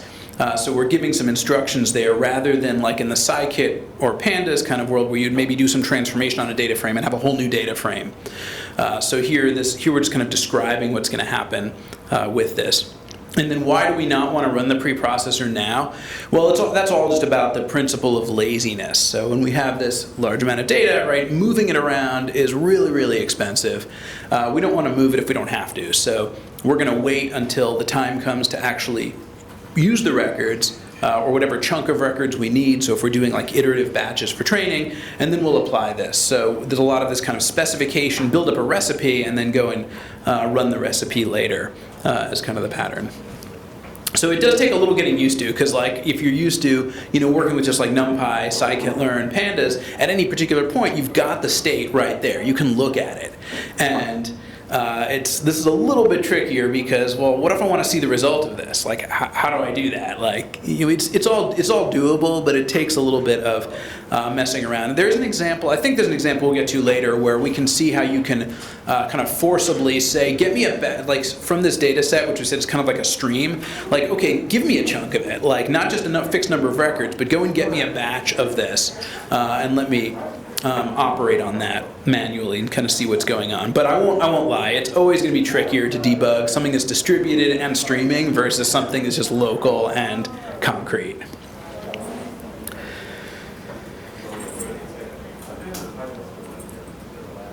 Let's see, we've got a couple little footnotes here of like, where do these things live? So we said that these things persist for fitting and transforming during training. We're going to need those same values for hyperparam tuning. We've got them within the checkpoint. So we said checkpoint is kind of like this metadata bundle that describes where the model weights or parameters live, as well as other useful state like this. And then we're going to want to run this on input batches for inference. So we want the old state, the training state. We want it available when we go to do inference. So here we are in Ray Train. So part of this is just saying, when would you ever use Ray Train? And when you have too much data and you want it to run faster. That's kind of the short answer. There's a little bit more details here, but you probably get the idea these days when you would potentially want distributed training. If you don't need, I'll also give my usual disclaimer, which is if you don't need Ray, don't use Ray. Like.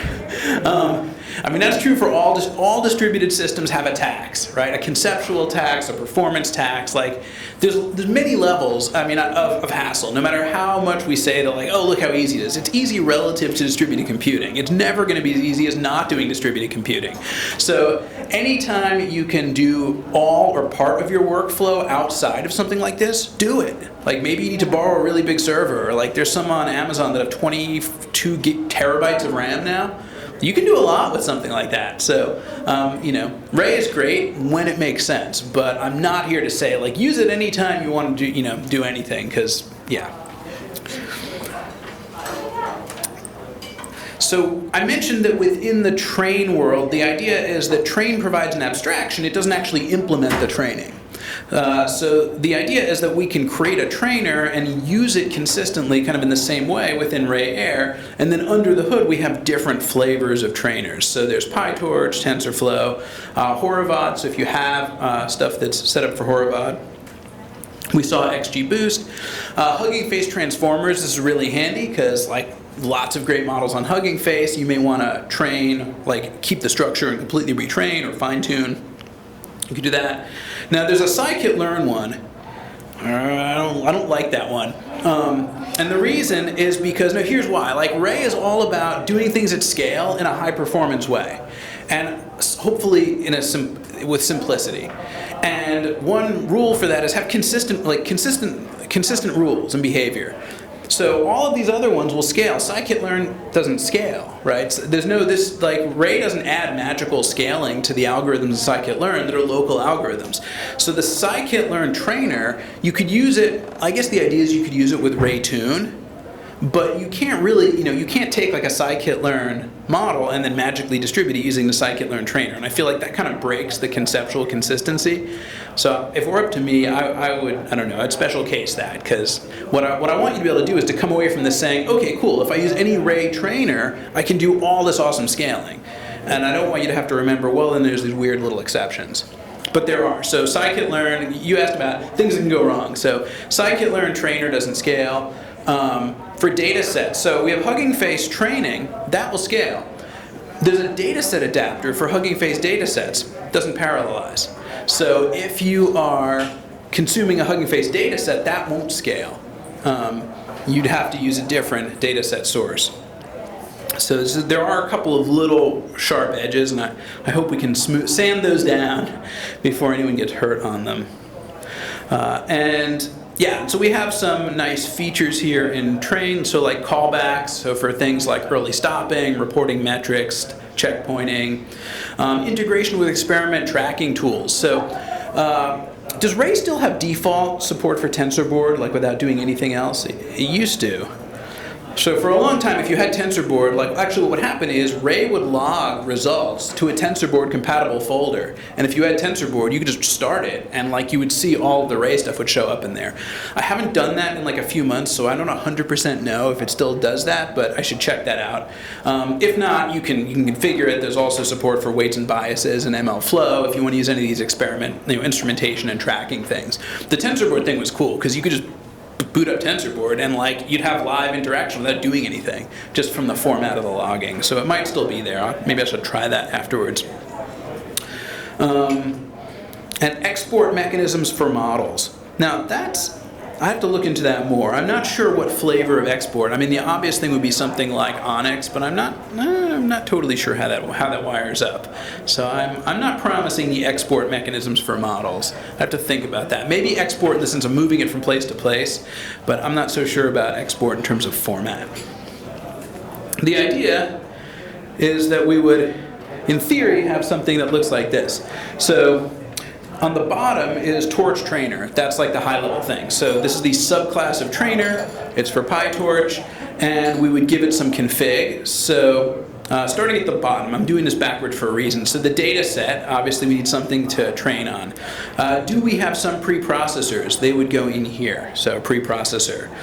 Scaling config, we talked about that a little bit before. This is where you can say things like how many workers are using GPUs. Then this thing, train loop per worker. So this is why I skipped over that. It's where it gets a little bit thornier. So remember I said, with regular Ray train, we're not replacing kind of the PyTorch distributed training. So what ends up happening is you have to construct this train loop per worker, and that kind of follows the PyTorch distributed data parallel pattern where you have you move some of your PyTorch operations into here, and then you reference that over here, and that gets launched on all of the workers. It's not super hard to configure, but I'm going to be honest, it's a lot harder to configure than what this looks like. I don't want to be advertising a 4-line example here. Your real one's going to be a little bit longer. I have some examples I can dig up that run, but this is going to be a little bit messier.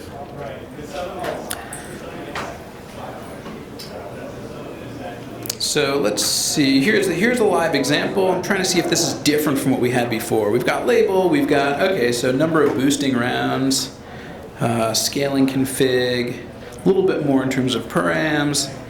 We do have the preprocessor plugged in here. So this is that min-max scaler on 2 of the columns. So we do have a little bit more config going on in here, but it's not drastically more complex than what we saw earlier.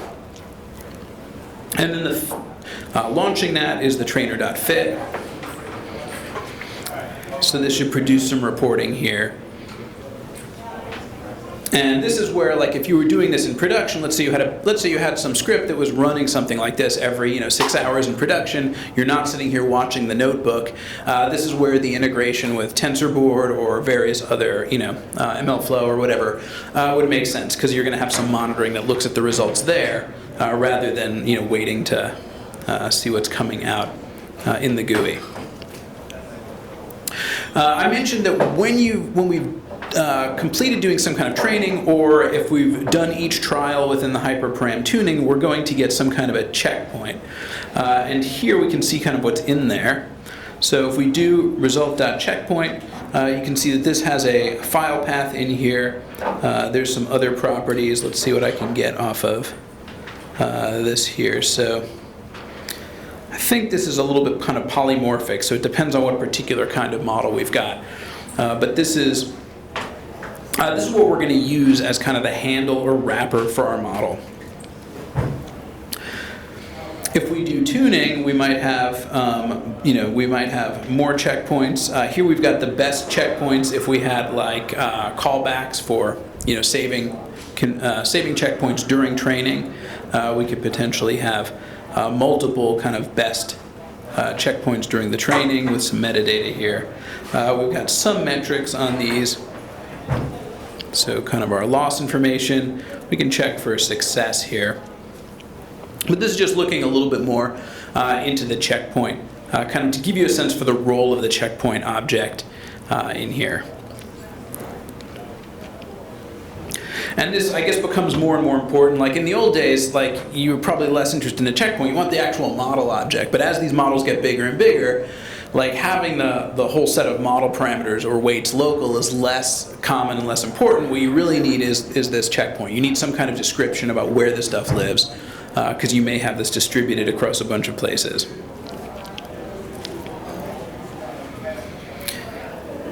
So there's a few bullets here kind of just motivating why you might want to do distributed hyperparam tuning. I'm also guessing, again, like if you're here, you probably are a little bit familiar with that, right? You basically want to run more trials, or you want the trials take longer, or you need more resources for each trial, or all of the above.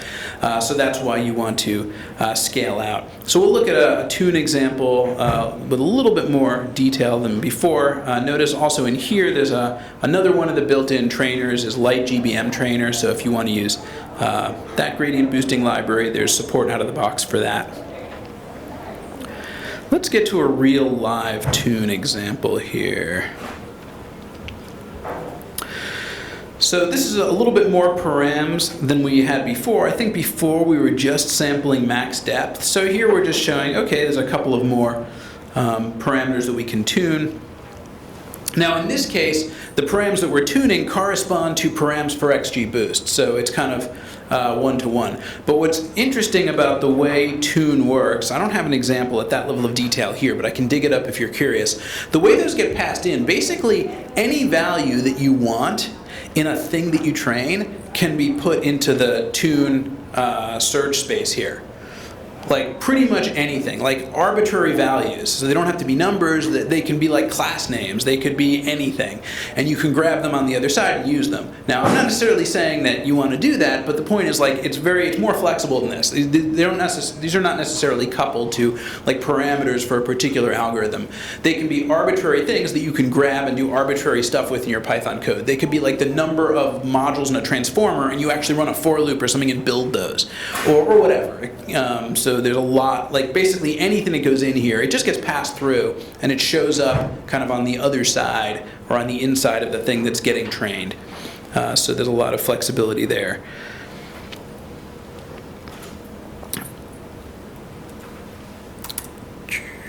Okay, so we can evaluate this. Yeah, I'll go ahead and run this. I don't want to spend more time on stuff that we've already talked about. So just running a few more trials here.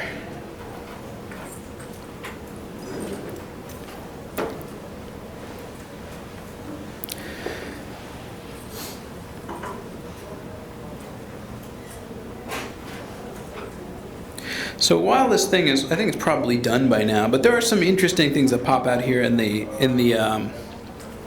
log messages. So like Ray, this tip about using Ray status. So Ray has a command line tool separate from the AnyScale command line tool. So AnyScale command line tool is for AnyScale, but if you're just using open source Ray, there's a Ray CLI. And you can do things like Ray status to see what's going on in your cluster. There's an API so you can programmatically find out what's happening in your cluster, which nodes exist and where are they and what's happening on them. So all that stuff is visible programmatically. This message here, yeah. How do you compare Ray tune to MLflow? Well, does MLflow have a tuning component, or is it just like I would think of MLflow as capturing the details of the runs and maybe the artifacts and the statistics, whereas I would think of tune as being the one that actually schedules the trials. That's kind of the way, but I see what you're saying. There's an overlap there, right? So you could, yeah, in terms of the reporting, I think MLflow honestly is going to, yeah, I would say MLflow is stronger on like collecting the results and giving them to you in a nice format, putting them in a database, you know, giving you a nice web GUI for all that. So I would say all that stuff is going to be better in MLflow. And then what Ray is going to do is just basically running like the, you know, the bandit algorithm or whatever to actually, you know, figure out which trials to run. That's probably the way I would break it up. This warning right here, so this is one to like pay attention to. So this is telling you anytime you have resources you need that you haven't got, you may get a message like this. So this says, okay, that we need a CPU and we don't have it. Now, that's not necessarily a problem, but it's worth paying attention to. So when is it a problem?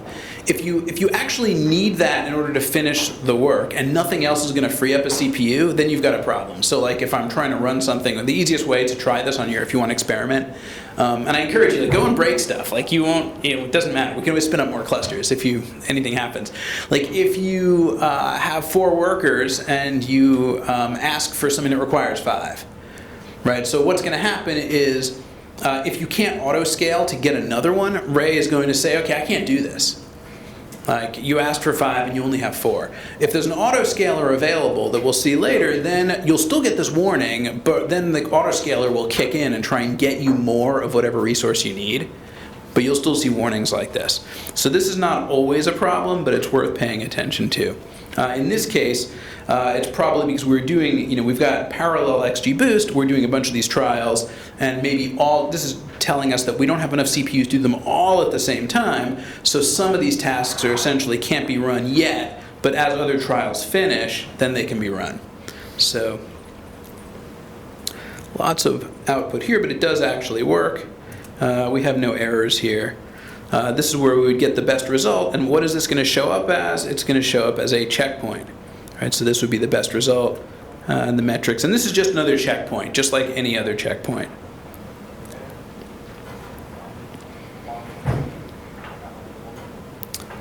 And we have the section on batch predictor, and I'm tempted to skip the batch predictor altogether because this API is going away. It turns out that we were just chatting about this earlier. So batch predictor, it's a simple API for doing batch prediction, but like with any abstraction, there's always like, how much does it cost you to have that abstraction versus the benefit? And I think the feeling on the open source team was that it's a little bit more cost than benefit. So really, like, batch prediction is not that complicated, so the future approach is just to take your data set and call map batches on it. Right? Which just says take every batch and run it through my function or run it through my actor and get the results. So the extra abstraction wasn't really worth it. So this is going to go away. We'll show you an example with the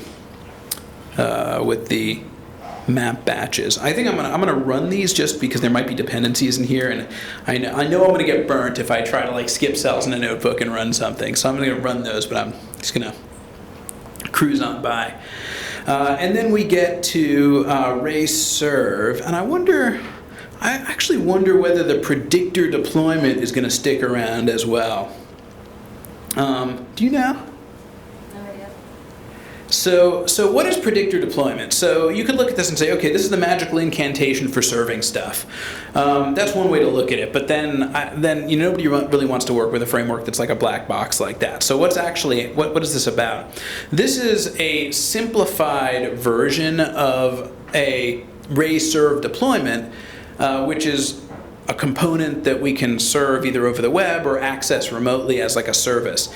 And to get from a raw deployment to this is only a couple of lines of code. So we'll see an example, I think, later. But making a serve deployment is basically just a single Python function can be a deployment. You just put this app deploy decorator on it, and now it's a deployment.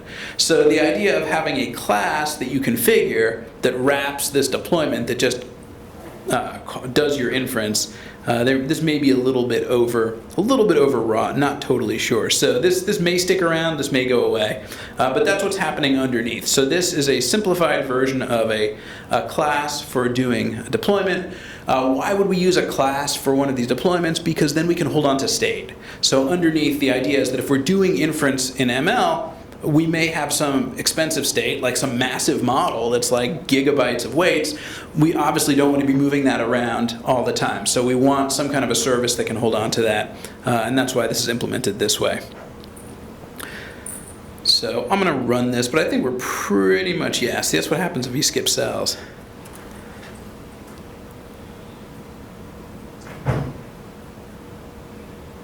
And if you're interested in serve and deployments, we can pull up examples of those later, like some simple examples. They're specifically around that. So if you want to write your own deployments, that might actually be more interesting than looking at the CAN predictor deployment.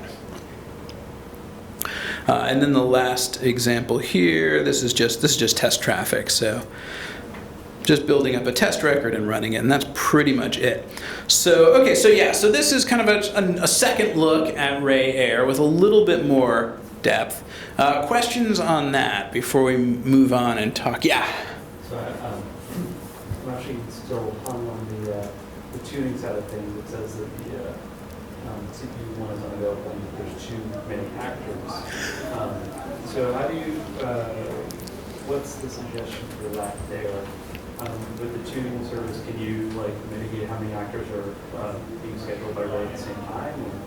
So yeah, so what should be happening, yeah, let's take a look at that. Okay, so we're basically running out of resources on the tuning step here. Where's my tuning code? It is over here. Okay, so it's been going for a good 8 minutes. Yeah, that's interesting. So something else is running and and didn't finish. And then looking at the dashboard too, the CPU utilization is like at 0.4 cores. So I don't know if there's like, it's just like a hardware issue right now or what.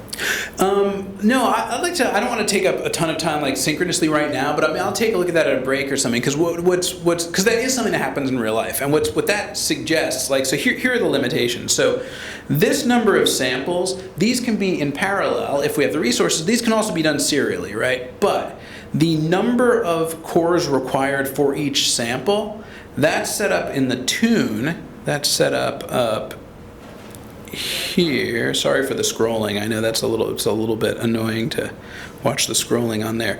So here where it says num workers equals 5. So I have to have 5 for each of those trials. Like the 5 can't be changed. I can serialize the trials, but I have to have 5. So what's going on is you don't have 5 cores available. So Ray thinks that all of your cores, or up to a certain amount, are allocated on something else. And so I got to figure out what that is. Because it says it's 15 out of 16 cores being used. So yeah, there's some, I don't want to go too far down a rabbit hole, but there's some tricky things. Like Ray Data uses a core for doing certain things that may not show up on there. Like there's a couple situations where there's like an extra core being used. So usually you can't go right up to the limit or even up to the limit -1. But the notebooks, obviously we set them up, they should all run on the cluster. So if it's not running, there's something that didn't finish that's still hanging out there using resources that we have to identify, and that's something that could happen in real life, right? That's the real world, so we got to figure that out. I won't do it right now, but it is a real thing. Cool. Other questions? Yeah. So the tuner example, we define trainer by calling XGBoost trainer or LGBM trainer from Ray train. But I also see examples where we just like define the train function, where we just like call like GBM.train, and then we can just return the fit, the train as a method. So I was wondering whether there's any difference between just calling the trainer object from Ray or just defining it from a just train function.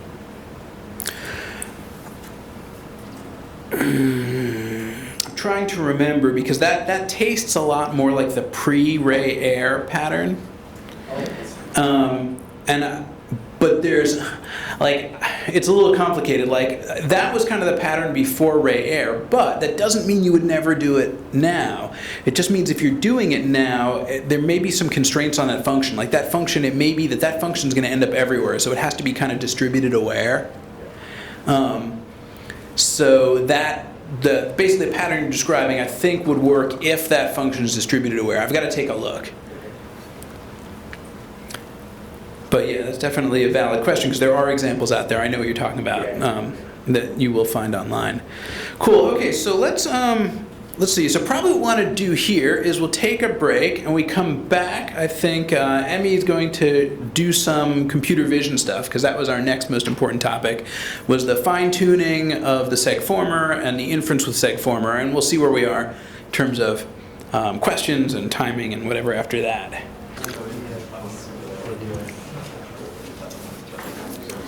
All right, folks, let's get into it. Computer vision time. All right.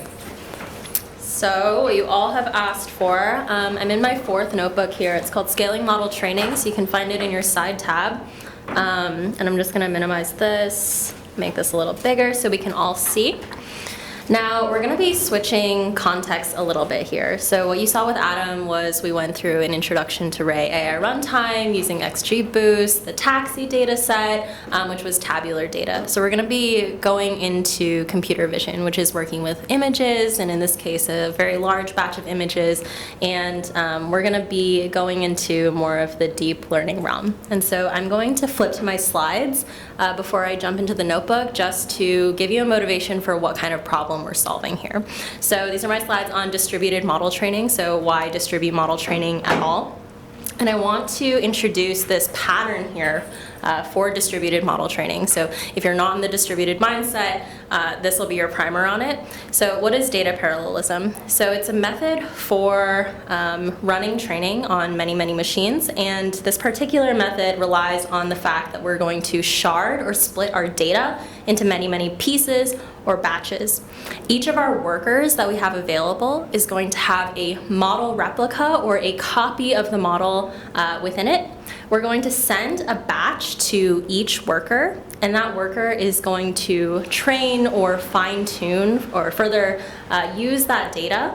And then what we're going to do is perform an all reduce or a gradient syncing across these workers periodically. So roughly what we're doing is splitting our data, handing it off to our workers. All of our workers are going to update the model weights in their own particular way, and then we're going to sync that. And so this is what we're going to be implementing with Ray. If you're familiar with other patterns of doing distributed training, you might have heard of things like model parallelism, tensor parallelism, mixture of experts. That is not what we're doing. We're doing data parallelism. So for the task that we're going to accomplish today, it's called semantic segmentation or image segmentation. You might be familiar with this if you've heard of things like object detection. Essentially what we're doing is we are going to segment this image pixel by pixel into different semantic categories. And those categories could be like wall or sky or grass. And so what you have here is a living room scene, and these different boundaries and categories are the semantic segments. And what are we going to be doing? So we have this rather large data set called MIT 8020K, aka the Scene Parsing Benchmark data set. It's a collection of 20,000 images that are used as this benchmark for semantic segmentation because of the quality of its human annotation. So it has really precise lines drawn by humans. We have around 20,000 training images, 3.3K unlabeled testing images, and around 150 categories. And again, these categories are like person or car or bed. The model that we're going to be using is called SegFormer. And the SegFormer model, I won't go too deep into the architecture of this transformer. We're fetching it from the Hugging Face Hub. Same thing with the data. We're also fetching that from the Hugging Face Hub, so it's pretty off the shelf. And it's sort of the standard model for semantic segmentation. So we're using it because it's easy and using it as a conduit for learning about Ray. So I'm going to flip back to my notebook here, and I'll let everyone catch up if you just entered. So that's my 4th notebook. And let me skip down to my first section. So TLDR here, you saw in the very first presentation, is that the size of compute just continues to balloon. It's growing, exponentially, and it's outpacing Moore's law here. So there's no way out but to distribute. You can't just, have beefier chips and bigger machines. You're going to need a solution that involves more than one machine. And then data parallelism, again, is this design pattern that we're going to be implementing with Ray. And so I'll walk you through how the code that I'm going to present maps onto this image where we have the different workers and the different model replicas per worker where the all reduce comes in. We're going to be using Ray Train to do this distributed data parallel technique. And so Ray Train, again, is part of the Ray AI Runtime set of libraries. And so everything that you could do in terms of plugging into different steps that Adam showed you with Ray Train, where you can also compose it with a tuner, for instance, or also use it with Ray Serve, is also going to be true with what I'm showing you here. And again, the particular model, the particular data set, even the framework, like Hugging Face or PyTorch, that's not, sort of specifically chosen by me because this is the only way that it's going to work. Again, there's lots of different frameworks out there. If you are a TensorFlow user, you can use TensorFlow with Ray, etc. Okay, so I've already gone through what the data looks like, as well as what the model is. So I'm going to go ahead and get to my first set of cells here, so you can meet me at getting started, and we can run this together. So it's pretty standard imports. I'm setting a manual seed here just so we can have the same results, so it's not just random every time. And I'm going to initialize my Ray runtime. So I'm importing Ray, and I'm calling ray.init. Every single time you call ray.init, that starts Ray processes on your cluster or your local machine, wherever you're running Ray. And you'll get this same printout here that shows you, what version of Ray you're using, as well as a link to the dashboard. Okay. Our first real step here is loading these model components from the Hugging Face hub. If you haven't used Hugging Face or the Hugging Face hub before, it's basically this one-stop shop repository for getting the models that people are talking about and the data sets that they're used to fine-tune on. It's really this community of contributors. And so what we're going to do is we're going to retrieve this pre-trained segformer model from Hugging Face. And so I want to get these labels, label mappings. So they're just this utility function that turns your ID into a label and a label into an ID. So for instance, if the label is grass, that might be ID number 43. So it's just a dictionary mapping between the two. And so like I mentioned before, in our data set, we're going to have 150 labels. And here are some examples of them. I'm going to go ahead and load segformer as my next step, so you can run this along with me. And I specify a model name here, which is this B0 version of my model. So on the Hugging Face hub, there's 6 different flavors of this exact same model, ranging in size. So it's about the number of parameters here. We chosen B0 just because it's the smallest one, because for demo purposes, it's a lot easier to go with. There's a link to it if you want to take a look at it and read the description for it. Essentially, this is the base version of the segformer. There's a bunch of different community contributions on Hugging Face that fine-tune it on a variety of different things, but this original one was pre-trained on this data set called ImageNet 1K. And what we're going to do is we're going to further fine-tune that on the MIT ADE 20K dataset. So if you're not familiar with fine-tuning, it's where we take a model that's already been pre-trained, we pass in our data to further update the weights, so hopefully it performs better on this more narrow band of tasks. All right, then we go to data ingest. And my data set is also living in the Hugging Face hub. I have this flag here that's small data, whether or not to use the smaller subset of the larger data set. You can turn that on to false if you want to download the entire data set and run this at a huge scale. I'm just going to go with the smaller version for now for demo purposes. And then we're going to load in that scene parse 150 data set, aka MIT ADE 20K. I think it's gonna still download the entire data set even though I'm only grabbing this baby chunk. So really with this flag, you can set it to true, you can set it to false. I don't think it's gonna save you much time on the loading part. It'll save you a little bit of time on the fine-tuning part. Up to you though. Okay, and then as that downloads, we can also display some example images. So let's use this time. Everyone get caught up with me. So I've run everything through display example images. If you haven't been running along, please do so. And so far, does anyone have any questions either about the things that we've talked about or how they play with what Adam presented earlier about Ray AI?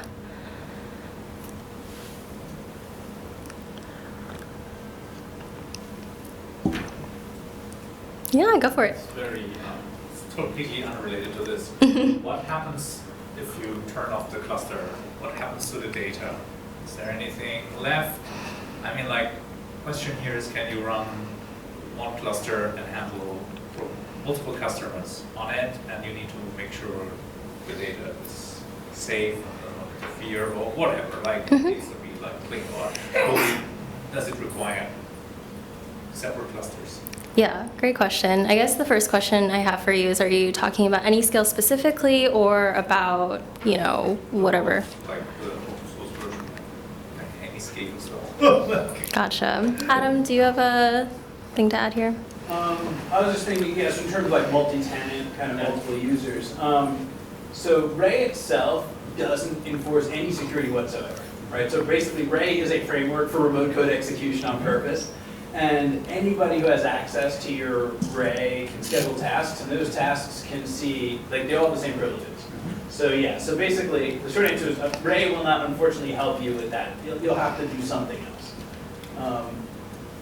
So one way to do it would be like if it was data. Like if you wouldn't want local data that people could see in the file system. You could have data somewhere else and have some kind of credentials. But you'd have to build something like that. There's no. Yeah, I mean, I'm talking more like sequentially, not many people at the same time, not like that. But, yeah, I mean, they're going to have access to whatever is there, so it's probably not ideal. okay, all right. Cool. Any other questions? All right, so I've displayed some example images here so you're able to see the original images along with this human annotated version where you see the different regions that are shaded here. So pretty high quality, so this toilet is like very precise. Next we're going to go to creating a Ray dataset for training.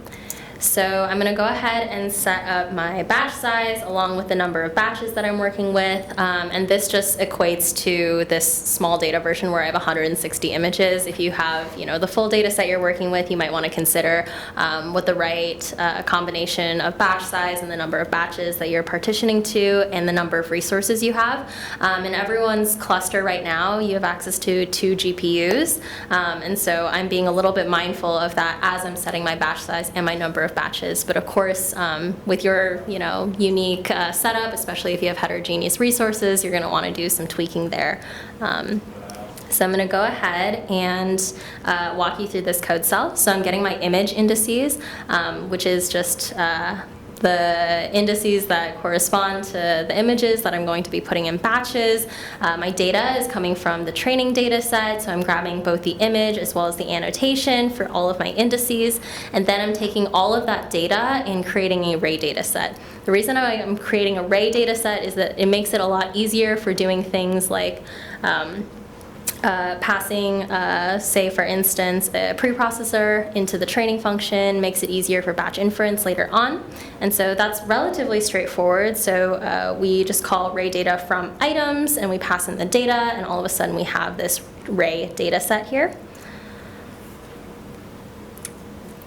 And then I can inspect the schema as well as display some example images along with their annotations. So this is my example image, and I have the annotation here. So you can see it, it's kind of faint. You can probably see it better on your screens, but there's a light post as well as some street signs and some cars. And then I'm going to create a preprocessor for distributed data loading. So this is where the benefit of Ray datasets comes in. So I'm going to from the Hugging Face Transformers library, grab this thing called SegFormer Image Processor. Now with the SegFormer Image Processor, it's a feature extractor that applies certain transformations onto your raw input images that massages it into the right format that SegFormer expects. So for instance, if you have like a wildly large 4K image, it'll resize it into something that SegFormer can work with. It'll add things like padding, yeah, basically any sort of normalizing or resizing is what this is going to do. And so I'm going to set up here my SegFormer image processor that's associated with my model, which is SegFormer. Reduce labels is just a flag that tells you whether or not to consider the background as a particular category. And then I'm sending in my inputs here, which is our set of images from each of our batches. Segmentation maps are the annotations, and then just the type of the return, which is NumPy here. And then I'm constructing that dictionary.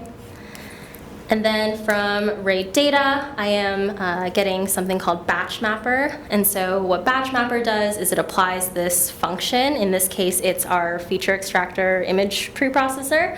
And we're specifying a batch size of 2. And this is going to be our batch preprocessor that we're going to then run in the distributed training section. Okay, so I've just done a bunch of stuff with my data. Is there any questions about where we're at so far? I've loaded a bunch of stuff. Oh, is there a reason why I've selected a batch size of 2? So let me go back. Where am I? Okay, so right here, I've selected a batch size of 2. I would say that, again, this is one of those things that you sort of futz around with and like tweak depending on how intense a particular process is, along with how much data you're working with, your resources that you have. I would say that generally speaking, the sort of transforming a raw image into this preprocessed image is a little bit more intense than doing other operations. So I've just selected 2 here, but honestly, it's like something that you just play around with until you get the right configuration that seems reasonable. Is it because we have 2 GPUs? It's not necessarily because we have 2 GPUs. So this batch size here affects the number of images that are in a batch, but not necessarily the total number of batches overall. The whole like even or odd like number of batches that you end up with is in many cases kind of negligible, because you know either have like a lot of data you're working with like inconsistent processing times per batch, so it's just hard to predict ahead of time. It's really one of those things that you experiment around with. Yeah, and I hate to say it, but it's like one of those things that, you know, either you've done personally or someone else on your team has, and it's like this sort of like magic thing works. There isn't sort of like a, yeah, it like really depends on your setup. Yeah, any other questions?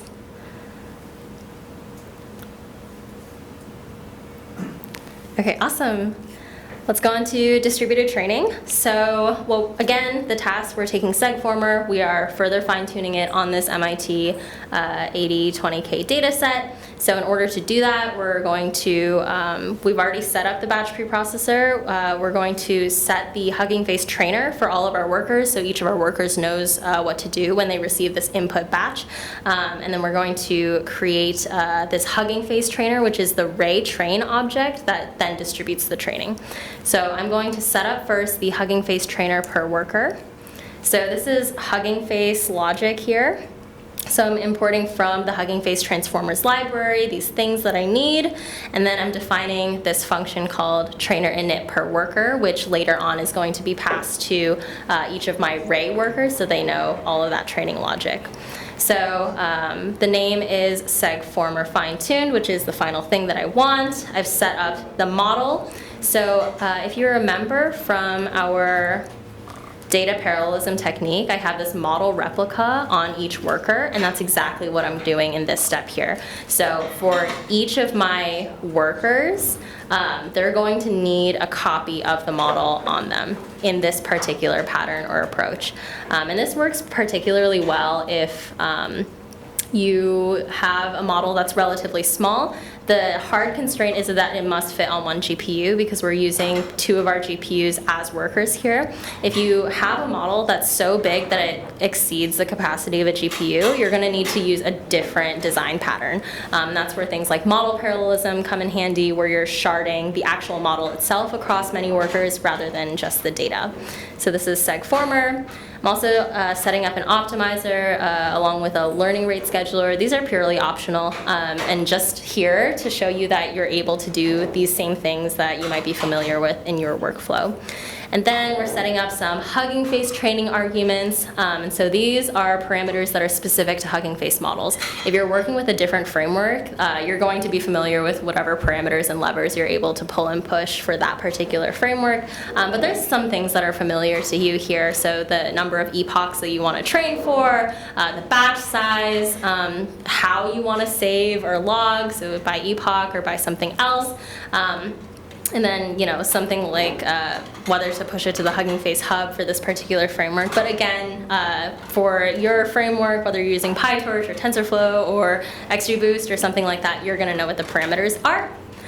And then I'm setting up my Hugging Face trainer here. So the model is segformer. I have my optimizers, trainer arguments, and my data set. So what we did so far is in this function, we were setting the training logic for Ray, and we're still sort of in Hugging Face land. In the second section, called Create Hugging Face Trainer, this is in the Ray world now. So we have this integration in the Ray Train library with Hugging Face. So we're setting up a Hugging Face trainer, as well as getting all of these configs from Ray AI. And I'm going to set up the parameters for the scaling config. So notice here right now that says use GPU, and that's a flag set to false. I'm going to set that to true, and I encourage you to do the same to take advantage of the GPUs that you have in your cluster. So I'm going to run this again. Num workers here is set to correspond to the number of GPUs I have. That's sort of like a good starting point. If you want to do something a little fancier, you sort of would have a reason for doing it that way, but we're doing the most straightforward approach here. And then we're setting up Ray's Hugging Face trainer here. So each Hugging Face trainer will have this training logic per worker that we just set up before. It's also going to have this thing called a scaling config. So the scaling config specifies the number of workers that we're using. So in this case, it's 2, along with whether or not we're using GPUs. In this case, it is also true. And then the data sets that we're using, there's this run config here that I'll point out. So the run config does a bunch of other things, but the thing that I want to call out in particular here is it sets up the checkpoint config. So as a refresher, a checkpoint is a saved model, along with any extra things that might be saved in there, like a preprocessor. So the saved model is the mathematical core of your model. So it's not like everything, but it's a way to sort of have a version of your model so you can either recreate it, or you can further fine-tune, or it's some sort of midpoint check-in if you've done early stopping, a way to recover your work, things like that. And so this config specifies what you want to do with that checkpoint. In this case, I only want to keep one of them, and I'm only doing one of them because I'm doing one training run, and then how to score or compare different checkpoints. So if you happen to be doing 100 trials and you want to compare between different checkpoints, how do you compare? You specify a metric and whether it's good to be like big number is good, small number is good, kind of thing. And then I also have my batch preprocessor that I set up from before. So then I can run model training, and this will take 60 seconds or so. And while you're waiting, you can take a look at the Ray dashboard here. So if I go into my jobs, I see that I have one running, and I can click into this, and you're able to see your tasks that are running as well as expand into them. So I can see I have something going on for my Hugging Face trainer here, and I can click in and see which ones are finished, which ones are running, and just keep tabs on what's happening. So again, if you go to jobs and you click on the most recent job, you can go ahead and see those tasks. And so if those of you who are familiar with observability tools like MLflow, weights and biases, other ones, you might be wondering what the point of a dashboard is, or what the point of these things that Ray is printing out is, if there's a better tool out there. I would say that they're complementary and they're focused on different parts of observability. So if you have a tool like weights and biases, for instance, it's really great at the machine learning observability level. So it's really great at looking at how your trials performed, and worrying about things like monitoring and data drifts, and is my thing performing well? Is the end user going to be satisfied? Is this good for something in the ML world. I would say that the Ray dashboard and the Ray observability tooling is more concerned about your infrastructure layer, right? And your Ray application layer. Am I using my GPUs fully? Am I, are my resources behaving the way that I want them to? How is Ray handling my, data shards across the different workers? So really concerned about things that you might be sensitive about if you're trying to cut costs and be efficient and optimize performance, or the performance of the resources that you have, whereas these other tools are more concerned about the performance of your machine learning model, the quality or the performance of, the task that you're trying to do. So that's the difference there. Okay, so just run trainer.fit, and let me see if it's done running. And I think it has, so it's run for 5 epochs here. You can take a look at the loss as well as the learning rate for each of these. And yeah, let's see, we can scroll a little bit. So this is this experience right here, you're gonna have a much better time with MLflow. You're gonna have a much better time with some sort of experiment tracking thing. That's not really what Ray is for. It's not meant to be this new solution to, comparing your different models and having a model registry and things like that. It's really, really focused about the infrastructure layer. So we've run through 99% of this notebook. There's a few exercises printed down at the bottom here. They're also in your worksheet, so they're duplicated there. If you want to try them, a few things that you can do are replacing the segformer model that we originally started out with a beefier version. So we started out with B0. There's a B1, B2, B3, B4, all the way up to B5. So you can see how a larger model performs. So you can scroll up, change that model name, and then do a run all on your notebook and take a look at your cluster to see what happens.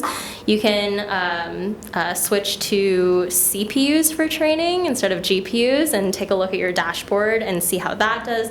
A lot of questions about batch size, so you can change that as well. But as folks are getting busy changing the notebook and adding things and taking a look at the dashboard, I'm wondering if you have any questions about this overall notebook.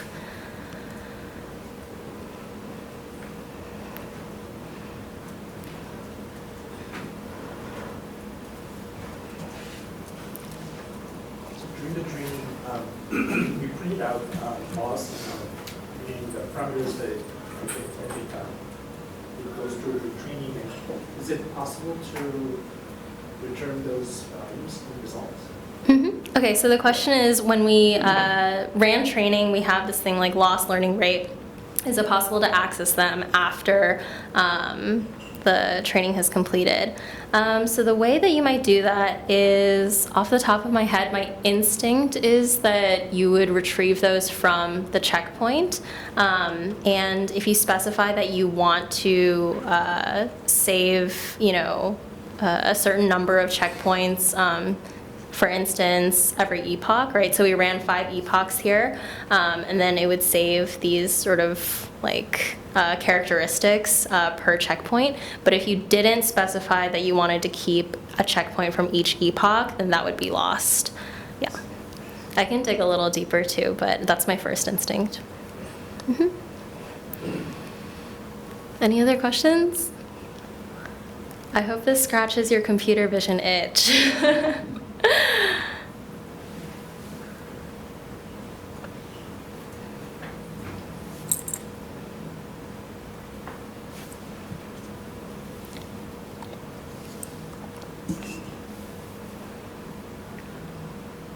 one question over there. Mm-hmm. So there is this printout saying AIM collects anonymous usage analytics. Is that AIM coming from Hugging Face? I think I also saw it on your notebook as well. AIM? Yes, AIM. Collects anonymous usage and I was wondering analytics. if this is coming from Ray or from Hugging Face or... Do you know? I don't think that's Ray. I'm not saying that Ray doesn't have telemetry, it might, so I just don't know. But that particular thing I've only seen in this notebook, I haven't seen elsewhere, so I'm thinking that it's not Ray. Something specific to this model here. I think so. Yeah, no idea. Good question. Okay, I suppose I'll do a show of hands. We can either have a little bit of time where Adam and I bop around and you try out the coding exercises in this notebook and we do a little more like one-on-one, or we can move on to the second part of this notebook, which is batch inference, so generating predictions based off of this model, applying it to new data. So first option is a little more one-on-one time to do exercises, and then the batch inference section. All right, cool. Let's move on to batch inference then. Okay, opening it up. So this is number 5. Batch inference with Ray datasets. Okay. Let's see. All right, okay. So batch inference, for those of you not coming from the ML world, is generating predictions on batches of data. And so here I have this sort of abstract version of what machine learning looks like at the operational level. So you have these different stages. So you have a data source, and then you're going to want to process that raw data, split it into training data and your testing data, maybe even validation. And then that training data is going to undergo some training and tuning. You're going to get a model. And this inference piece is really what we're going to be focusing on in this notebook. So this is sort of a simplified version of what the process looks like. And we're trying to generate predictions. Okay, so roughly 3 components. You have a batch of data that's sort of unknown, I suppose. You're applying a model to that batch of data and then generating predictions out. Oh, right. Okay. So what I'm going to do is I'm going to skip down to my section here called Setup Environment, and I'm going to set up my necessary imports and utilities. So same random seed here, nothing important. I'm going to also do this ID to label, label to ID thing that I've done before, which is just mapping like, you know, the number like 100 to like clock or something. And then I'm gonna load segformer again, just so these notebooks are self-contained. In practice, you could just have this as an addendum to that other notebook. We're going to load the feature extractor associated with segformer. Again, this is, you know, if your input images are a wonky shape or they need some sort of like normalization into something that segformer expects, then we're going to be using this feature extractor. So you can kind of see some of the components about what feature extractor does. So there's some examples here. Cool. Loading in the data set again, as well as getting the test data set. So before we only were dealing with the training data set, now we have the test one, so those test ones are unlabeled. Okay. So something that I want to call out here that I forgot to mention, okay, so when we're loading segformer here, we're actually not loading the exact same model. We're loading one from Hugging Face that has already been fine-tuned on the MIT AD20K dataset, specifically on images with a resolution of 512 by 512 pixels. There's, you know, the reason is sort of convenience here. If you were working sort of in the same notebook or the same script, you're able to retrieve your model from that checkpoint.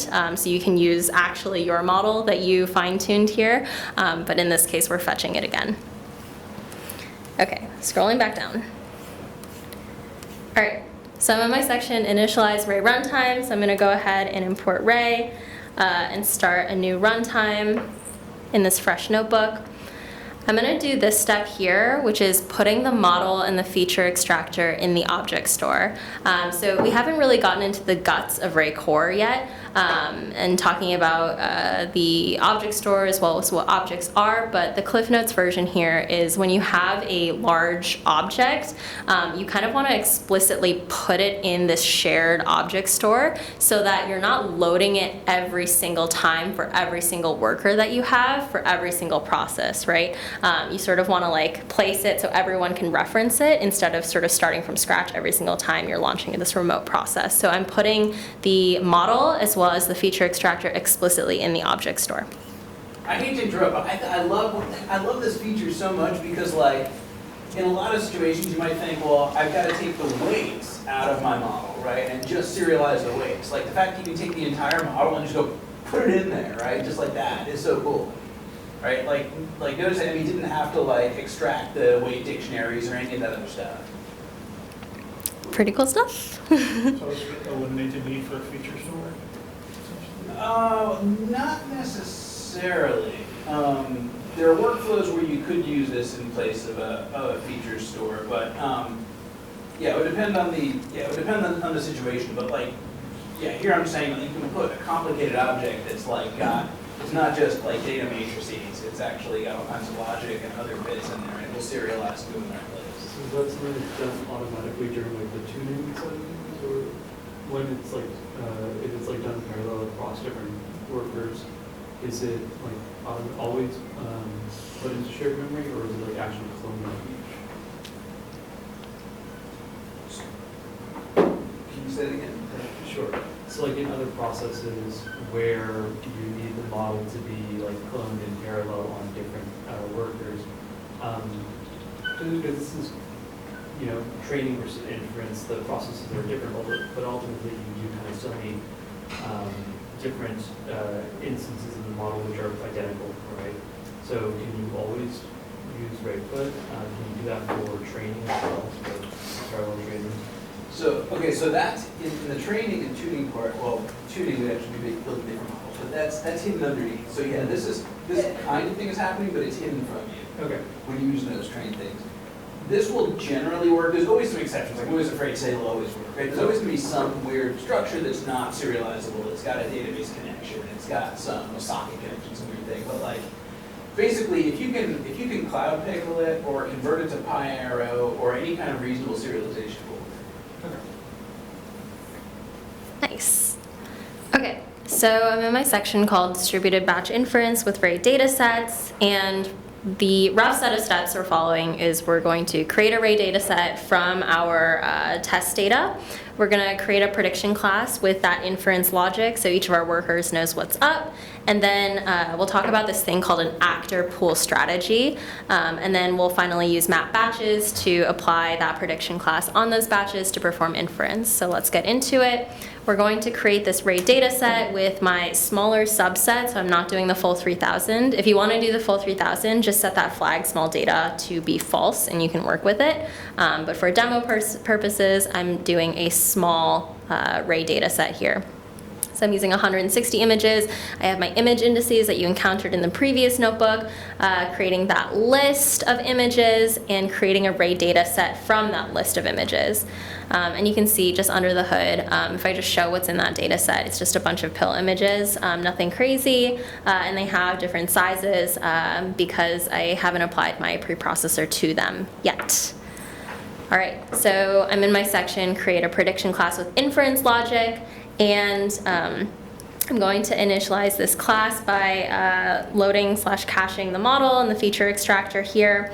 And then I have the guts of my inference logic. So this first step specifies the device on which PyTorch is going to run, and that's specific, of course, to this Hugging Face model. I have my feature extractor that's going to process raw image into my cleaned images. The model is then applied to those input images, so they're not all clean, so I can have my fine-tuned model and apply it onto that to generate predictions. All of this here is just post-processing logic, so it's like nice for a human to see. And then I'm returning that list of annotations for my images so that I can then overlay them onto the original image so I can see how well I did. So I'm running that.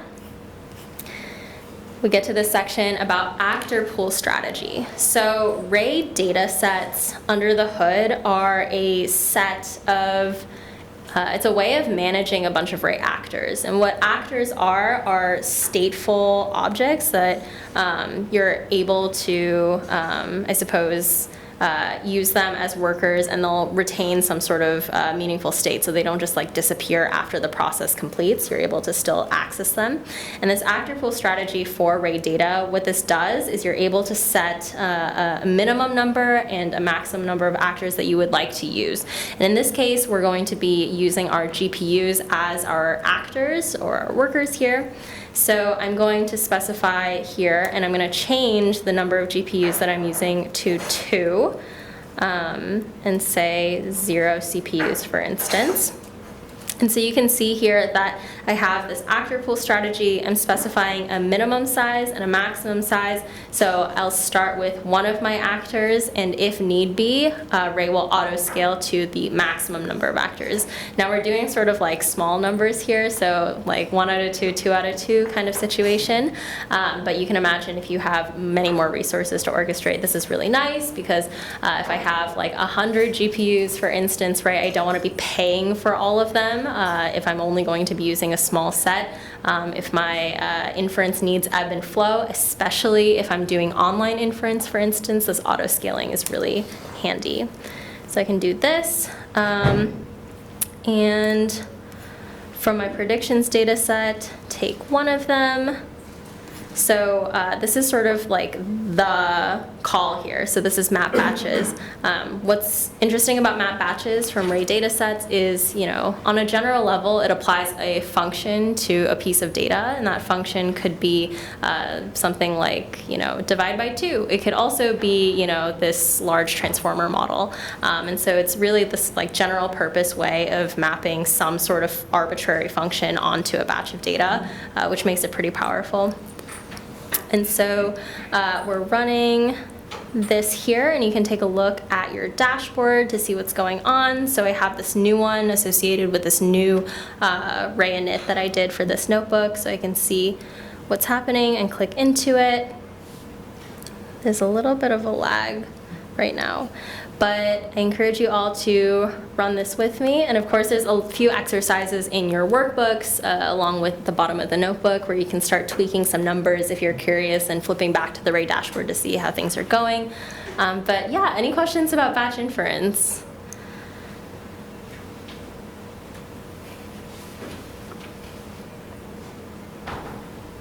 Not directly, Sure. but I'm wondering, is there a way to use configurations that are putting everything in functions? Is there a way to use configurations Or is it instead just of putting everything in build function? your own library and then use that? Okay, so when you say using functions, are you Like number of GPUs to use, so that's something I would rather see in configuration files than code. Is there something I see. in Ray, or is it something you just have to build yourself? Okay, so you're in the boat where you would like to specify how it scales, but not necessarily sort of on the fly. Yeah, not on the fly, not in code, because I think that's a bad practice. Yeah. Except for demo notebooks. Yeah. Adam, do you have something to add to this? Short answer, I don't know the answer. I'd swear that I've seen something like that, like where you can do it as command line params or as like YAML or something. But I don't remember, number one, and I'm having trouble reasoning about it now because I'm thinking, what if you have like 5 different things in there that have different scaling configs or whatever? Like, I'm not totally sure. So I feel like there's something there, but that's a pretty bad answer. I would do some Googling. Yeah. So, Go for it. Yeah, so basically now you've shown us in this notebook how given some set of inference data we can perform the inference. And what would be the best way of actually exposing this now? I think you talked earlier about some deployment functionality, so I have some API for that. So that's also then built into Ray on top of not just the prediction itself. Yeah. So we have a few examples in a few notebooks that Adam can show you about Ray Serve, which is the library for these different deployments. And so that's really cool. We can either sort of go through them right after this or share extra resources with you. Yeah.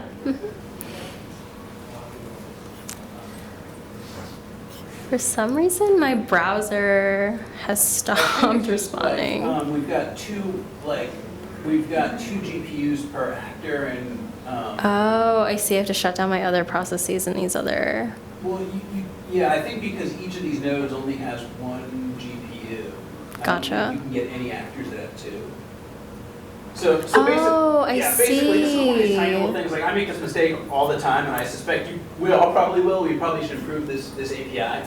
It's not clear in here. Like I actually Googled it on here. Because it's not clear whether like see where it says num GPUs, num CPUs. Like, is that the total pool or is that the per actor? So the semantics here is that it's per actor, but it's I'll be the first to say it's completely not obvious. Mm-hmm. So, one way to do this is memorize it. Another way to do it is to get stuff. What the real solution is for somebody to design an API that's more explicit.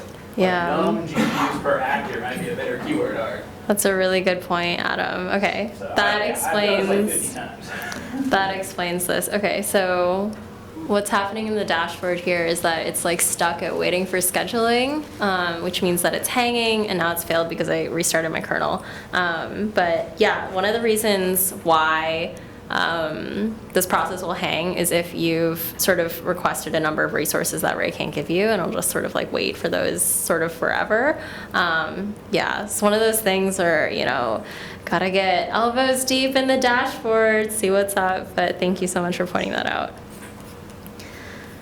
All right. And I get my inference technique here. And those numbers are the actual categories, right? That go Yeah. with the pixel. So that's like what the thing is that's there. Yeah. All right. Any other questions about Segformer stuff, about Ray and computer vision, batch inference? Otherwise, we can show you some cool things with serve deployments, maybe? Yeah? Cool. Adam, you want to switch? Should we take a break?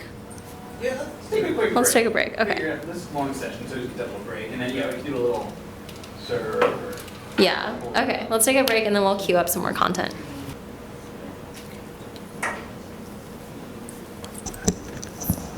All right, so I figured we just had a couple, we've seen like a lot of like the core of what we were doing here today. So I just figured there are a couple fun kind of loose ends from questions that people asked. We'd take a quick look at two like little topics here.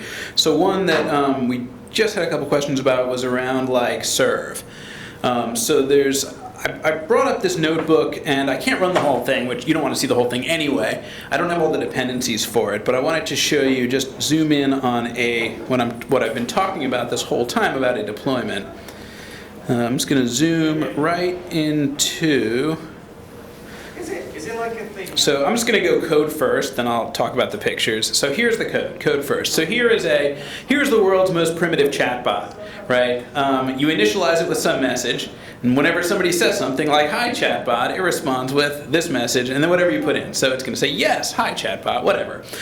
So very, very simple logic, but I wanted to show you this is almost the simplest deployment you might write.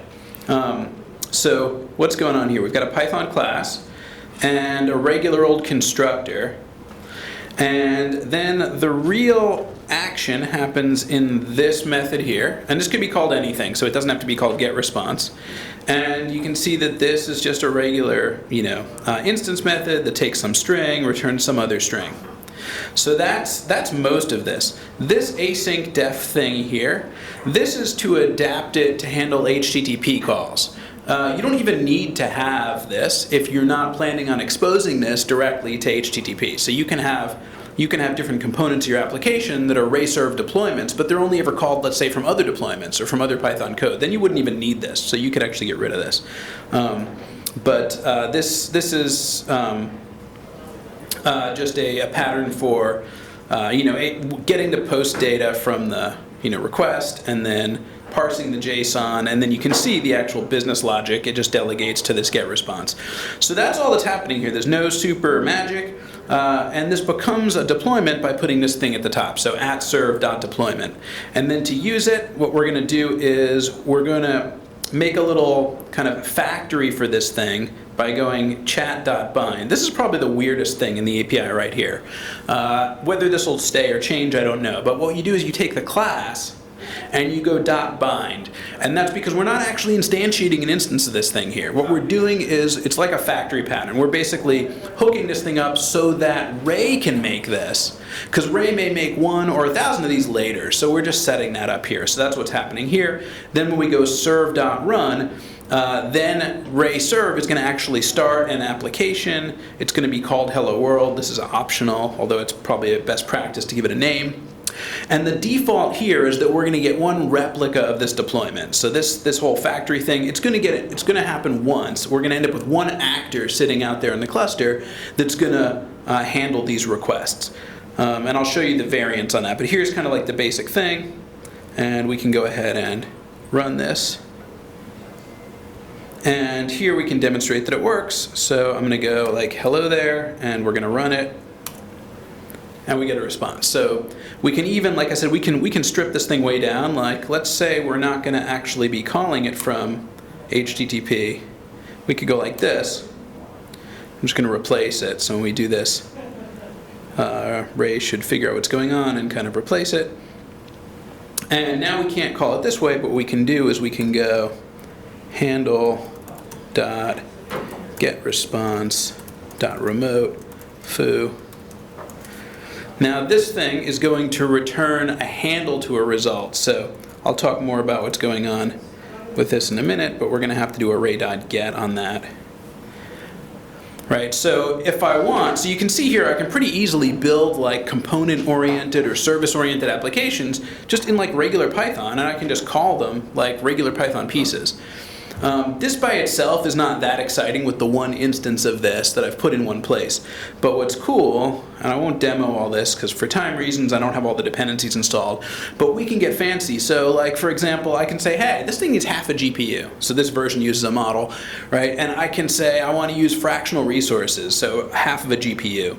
I could also say how many CPUs I need. You can have custom resources so that you can invent. You can, so like my super accelerator, some magical special configuration there. I'm just going to cruise down to show you. Here's another example. I mentioned earlier that you can have pieces of your Ray application that have their own dependencies that are not in the universal environment. Not necessarily a best practice, but like here, I'm saying for this deployment, wherever this thing ends up, its runtime environment needs to have a pip install of this. And it will happen. So that's like another cool thing I can do. Let's see, what else can I do here that's fun? I want to see the the auto scaling. I have that. I know I have it in here. This is open source, by the way. I'll show you where this notebook is, so you can try this on your own with the right, with all the right dependencies. This builds up a little chatbot that can translate between English and French and do some fun stuff. But I want to find the auto scaling. Here we go. Yeah, so default is I get one replica. Next step up is I can have a constant number of replicas like this. But then the real fun is I can go auto scaling and I can say, okay, minimum, initial, max replicas, and I can even do it by workload. So I can go target the number of ongoing requests per replica as 10. Because there's a couple of places in the architecture where stuff gets queued, so Ray knows kind of how much workload there is to be distributed across how many replicas. So you can do different combinations of this and it will auto scale, which is really fun. Yeah? Can you also be more granular to say when actually should you spin up a new replica of these, like auto scaling? There are some additional hyperparameters, right, that says like how quickly do you want to respond? I see what you're saying. Yeah, like how aggressive do you want to be? That's a good question. I don't know off the top of my head. I suspect that is not, I don't think that's a top level API like this. I suspect it can be adjusted somewhere underneath, but I'm not sure. And if it's underneath, there's also the question of what if they change it? Like it may not be an officially supported API, so yeah, I mean, it's open source. You can always hack it, but that, I know what you're saying. It's like, is there an official contract of how you can control that? I don't think there is right now. But yeah, that's a good question, because you don't want to blow your cloud budget by like you get a burst of traffic and now you allocate like a zillion really expensive instances and then it goes away and you've spent like $1,000. Yeah, so this is, so these are just demos doing some chatbot stuff, but you can see some of these options here. And there are, there's even a few other things you can do like scheduling strategies. Like for example, like let's say if you have two things that use half a GPU and you have one GPU on a machine, it probably makes sense to put those things both together. But in some cases, it might make sense to actually spread them apart. So there's like different strategies. You can say you want to pack them into as few nodes as possible. You can say you want to spread them to share the load, and that is officially supported. So there is some finesse there. But that's a really quick, this is like the 15-second look at Ray Serve, but I did run it. It does actually run. Wait, maybe there's one other thing I'll do that's really fun with this. So Ray Serve, we usually, oh, here, this picture is actually really nice. So this just illustrates conceptually the idea that the deployment is just like a service, right? So the deployments are not one-to-one with the nodes. So here you can have as many nodes as you might want. You can also have as many deployments as you might want, and you can have as many replicas. And they can be, so in other words, you could have 3 replicas of one deployment on one node. You could have 1 replica of one deployment here and 1 replica of another deployment here. It's completely fluid. So I like this picture a lot because anything can go anywhere. And we can make this, what I was going to show is we can make this even simpler. So usually we talk about deployments like in the context of serving AI, which is kind of like the main story. We want to be able to hold on to state, so we want to use an actor for these things. So this is our valuable state. It's the message yes, but it could be a huge collection of weights. But we can also make a deployment out of just a Python method. So I can go like, echo.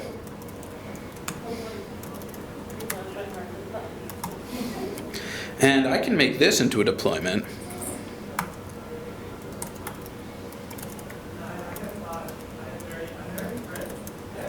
And let's see, I'm still going to need a line that looks something like this. But in this case, there's nothing to bind.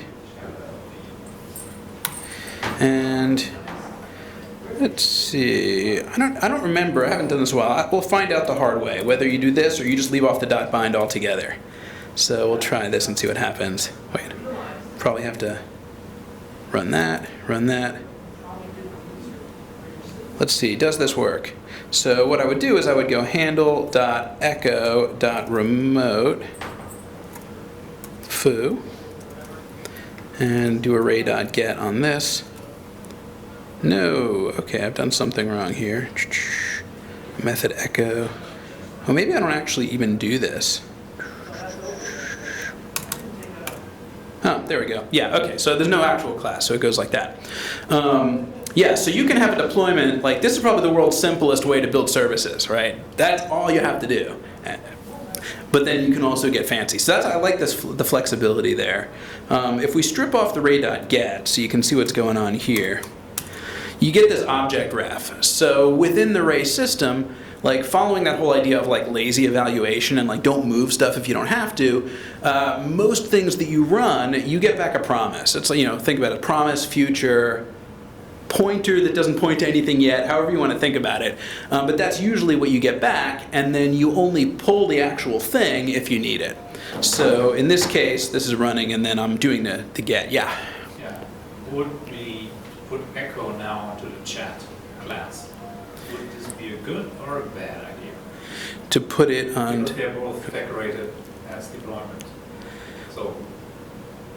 I mean, we could use echo instead. Oh, to do this. Yeah, just like to reuse it in the chat class. Wait, use it in the chat class or instead of the chat class? In the chat class. Oh, like to call it in here. Oh, I see what you're saying. So like in here, do something like, yes. Okay, so the way you would do that would be a little bit different.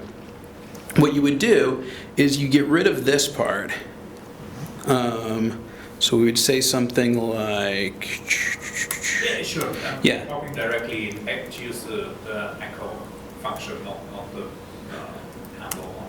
But you want to call the echo function, is what you mean? Yeah. Yes, call the echo function and decorate it with add serve deployment within the chat class, also decorated. Yeah, so you can do that. The way you do it is you only have one, so the serve.run points to the public, the final public endpoint, but you can have lots of other deployments that you're calling into. And what you would do is you would pass them in. So let's say there's an echo service. So you'd pass this in here.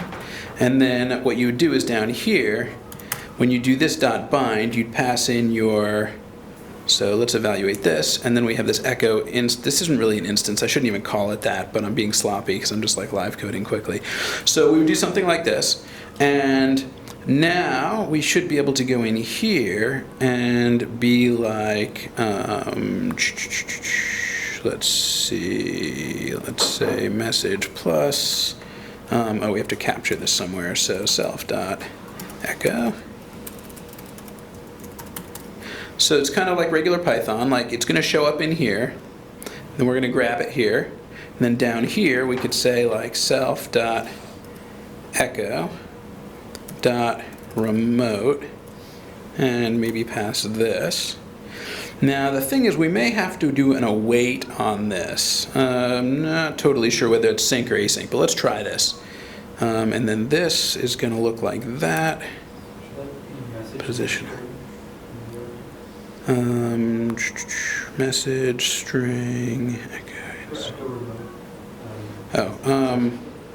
Oh, sorry. Yes, this should be a message.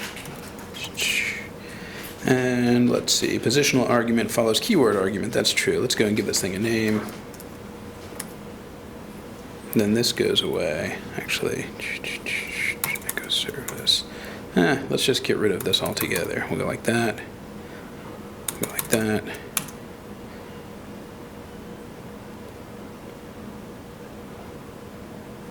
I think it's a message, not string, and signature above. Like self MSG. Self dot. We got this. This is a string. Yeah. This is a string. In the init, the signature. This. STR. I think that should be Oh, message, right? yes, that should be MSG. Yes, that should be here. No, it's not happy. Let's see. Can we do this? All right. Okay, so we're making progress. What does this mean? What this means is that the basic structure of this is right, but this thing is a handle, right? It's not the thing. So what we can do is we could say like actual string equals ray.get on that, and then we, let's see if this works.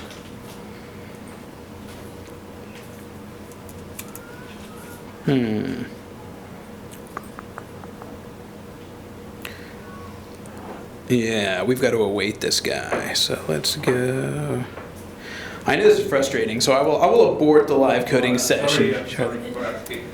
No. This is fun for me. It's not fun for you at the end of the day, and I'm keenly aware of that. So let's see. Sorry, this goes. Oh, I can't do this because this isn't async. Yeah, okay, so I'm gonna have to mess around with this. I don't want to take up any more of your time, but I'm not getting this pattern exactly right. But basically, you can do this. You can have, and the trickiest part is exactly what's happening here, which is you have to keep track of which are sync and which are async. And if you have if you're taking a web call, then that's going to have to be async. So that's going to force a bunch of stuff to be async, and in some cases, you'll have to await more than once. Because you have to await the async result, and then that's a handle, so you have to await the result of the handle. So that gets a little bit messy. There are examples that do work later on in the notebook, and if you download this notebook from GitHub, there are examples. I won't try to run it, but there are some examples further down in here. Let's see. There are examples of composing these guys, like we were talking about, and examples of the multiple await thing. So let's see, this is, yeah, so you can end up with, so like here is a call to another service, and we have to await this guy, and then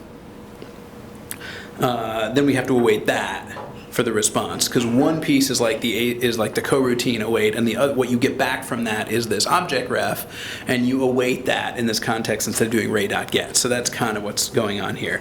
And I'll also be the first to admit this: the pattern of having to do like 2 awaits in a row, like stuff like this, that's not the most elegant. So maybe there's a little room for refinement there. So like here you can see another example where we're doing lots of awaiting. But anyway, yes, short answer, you can compose these.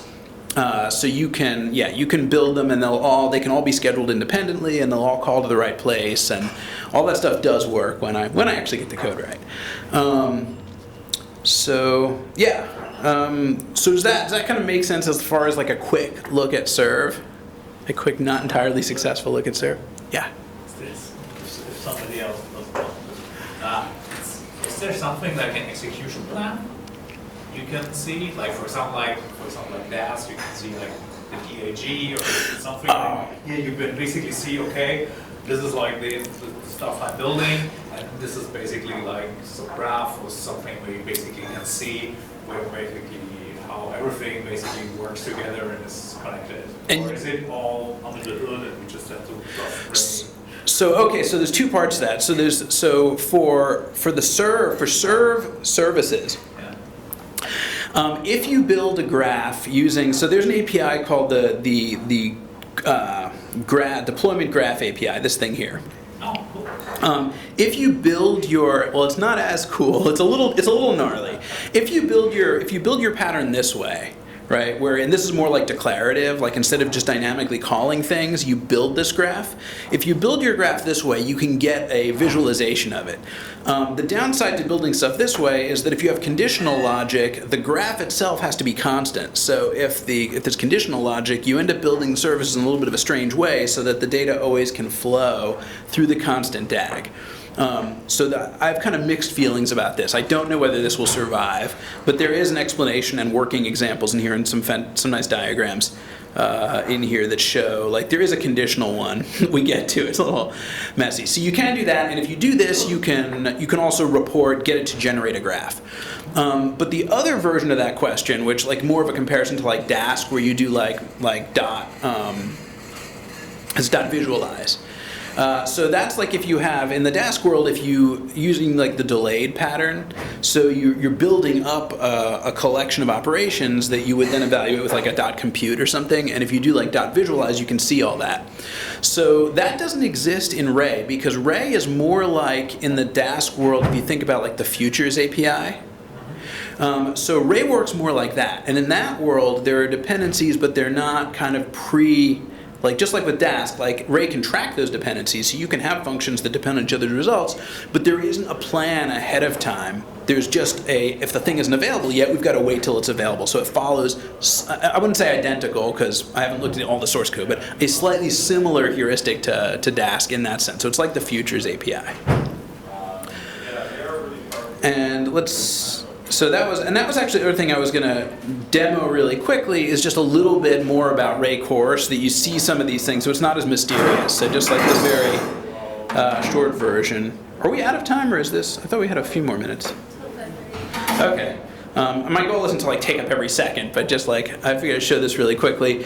So here, I'm not going to do this whole notebook. This does some image processing in parallel, but what I really wanted to show is just a tiny bit about Ray Core, because we've been talking about this and hinting at it all day.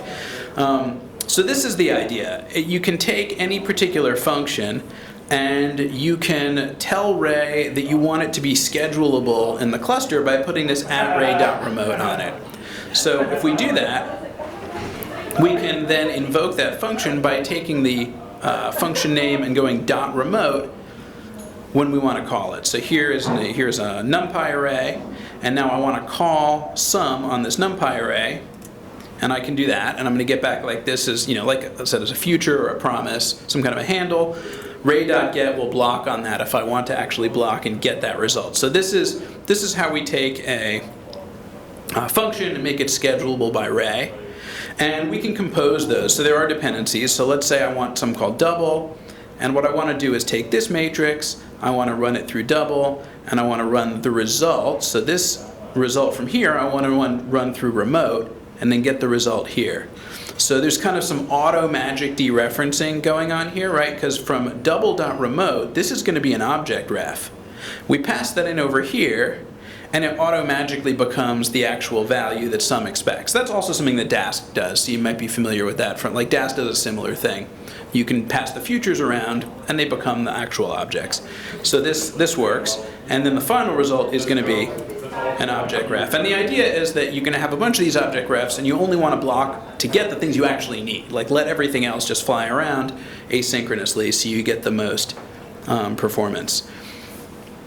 So this is like tasks. There's this object store where you can put and get stuff. Like I was all excited before about putting the segformer. Right, segformer is complicated. Here's a simple one. You give it ray.put on some NumPy object here, and I get back a handle. And then I can go and I could get that handle. I could do a ray.get. So I could do, I can do ray.get on that handle. I could also pass that handle to some other function, get the result there. So when I do a dot put, this ends up, it starts out in the object store on the local node, wherever I call dot put, and then Ray has some clever logic about when and where it's going to end up being moved around.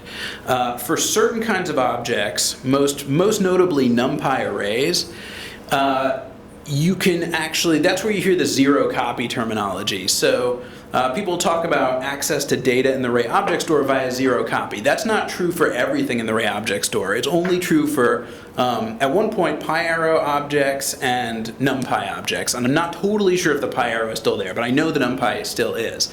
So if you have a NumPy array in the object store on a node, all the workers on that node can access it without having it in their own process memory. So that can be like a big kind of benefit if you're not, for non-GPU, like access to model weights. Yeah? Sorry, so here we have this like ray.put. So hypothetically you would call ray.put from the node where you wanted to put that thing. So you would call dot put from wherever in the code it is that you have the thing that you want to be available. You don't have to worry about where it is. I was just providing that as a little bit of more detail about what happens in the implementation, but you don't really have to care. Oh, so I'm just saying put it somewhere. Right. It's a pool. It's like exactly. It's like a global pool across the cluster of like total storage, and there are some, like for example, if you have two machines and each one only has 8 gigs, you couldn't put like a 9 gig object in there. So it's like, it doesn't defy the laws of physics. Like it won't automatically break it up or whatever. But yeah, if you put it on one node and another node ends up with a function that needs it, it will magically end up there. Okay. And Ray is, when yeah. you call like ray.get, like you don't care where it's coming from, you know the thing that you want and then Ray gets it. Exactly. So it's a global thing, and then what Ray will do is, like, let's say you do a put and it's over here, and then you're running a function that needs it. Like Ray has like data locality awareness, so it will say things like, oh, I should probably schedule that task over here if I can because the data's there. So all that stuff kind of happens underneath. So yeah, so these are the key parts of like Ray core. The other piece that's not on here that I'm not going to try and demo today, just because the goal isn't to rush through a million things, but if you're curious, you can find docs, is like the actor. So an actor is very much like this, except instead of having a Python function and saying ray.remote, you just have a Python class and you say ray.remote. And then you can instantiate that remotely, meaning like an instance of that will be instantiated somewhere in the cluster, and you can access it, you can call methods on it. And then you can use the actor pattern, which is kind of, you can think about that as like producer, consumer, queue on steroids. So like each of us could be like an actor of some algorithm where we pass messages to each other. So we could all be, passing messages to each other. We can all have our own state. That gets a little tricky when you have replicas. Right, so that's this kind of, you have to kind of think through the architecture. Like if you have replicas, that gets a little bit dicier. But yeah, you can use it for either one. So there's remote methods, there's remote classes or instances, which are like the actors, and then there are the just objects in the object store. And then the way Ray serve works is that, the thing with the method, the stateless method, that's like occasionally handy as like a little utility, like when I did that echo thing. But most of the time with Ray serve, like 99% of the time with Ray serve, what we're trying to do is deploy some kind of a service that actually has states. So something like the original version of this. So these are usually going to end up as actors. And that's the idea, is that they stay up and they hold on to their state, so you're not constantly pulling it and recreating stuff. So that's kind of the pattern for inference. I'm trying to see whether there's anything else interesting in here that's worth like going through. Yeah? Oh, tricky question. What Okay. about testing? Testing. Yes. How can I test? Can I test Ray? So testing your application that's built on Ray, I assume. Yeah. Yeah, that's a great question. I don't know what the best practices are for testing. I'd have to think about that. I don't know. Do we have anything unlike? Yeah, actually, like, for example, like Fast API has like a mock of Fast API, and we can just like test the API, like do some REST calls and see how it works and how the data validation and how it fits with the model. And here, of course, you can build something complex. I was just wondering, is there maybe something that can help us to test it? So, Also, except for trying it out. well, so one pattern that's actually in this notebook, and again, I won't go through it for time reasons, but so one pattern that's like solves maybe like the easy case of that is you make the local version first, and then you instead of like decorating everything, you make the local version, and then you have a wrapper that has the decorator. So you have the local version. I think there's an example of that in here. Yeah, so in this case, the author of this is Jules Domji. He has a utility function here, transform image. And so you could like unit test this, and then here, augment image distributed, all this is a remote version of the same thing. So that gets you a little bit of the testing, but I understand that's kind of cheating, because what you're getting at is the complexity that happens in the asynchronous distributed world that you're not going to get in the local unit test. And I don't know the best way to do that. I'd have to think about that and see if there's best practices in the project, or just, I mean, that's always kind of thorny, but I feel bad just saying, well, it's thorny, so. Yeah, I mean, there are like less escalated versions that you can try. So, for example, you could test on a local Ray cluster on a single machine before going to distribute. That's going to be easier to debug. You could, let's see, can we run tasks in threads and not cores, so it's all in one process? I have to look and see if that's... The performance doesn't really matter there. Yeah, I understand. Like, okay, how No, that's what I mean. I mean, they actually work with something wrong, maybe some async call missing. And you know, yeah, exactly. Part is you get like a return and just get the promise, and it's like it's a dictionary, and sometimes can still work within the code, right? So it's not necessarily failing, stuff like that. Yeah, and that's what I'm trying to think of is, are there deployment scenarios that would be suitable for that kind of debugging? And so yeah, on a single machine versus distributed, it's going to be easier. And then I'd have to look and see whether can we run the tasks, if we can run the workers as essentially threads and not processes, that makes it even easier, because now you can attach, you have a single process to debug. So there's ways of de-escalating for debugging. But yeah, that's a good open-ended question. It's like what's the right process for setting up testing for this? And I don't know. Yeah, this is an example of putting a bunch of stuff in the object store that we might want later, and then not retrieving them on the local instance here, just using the references.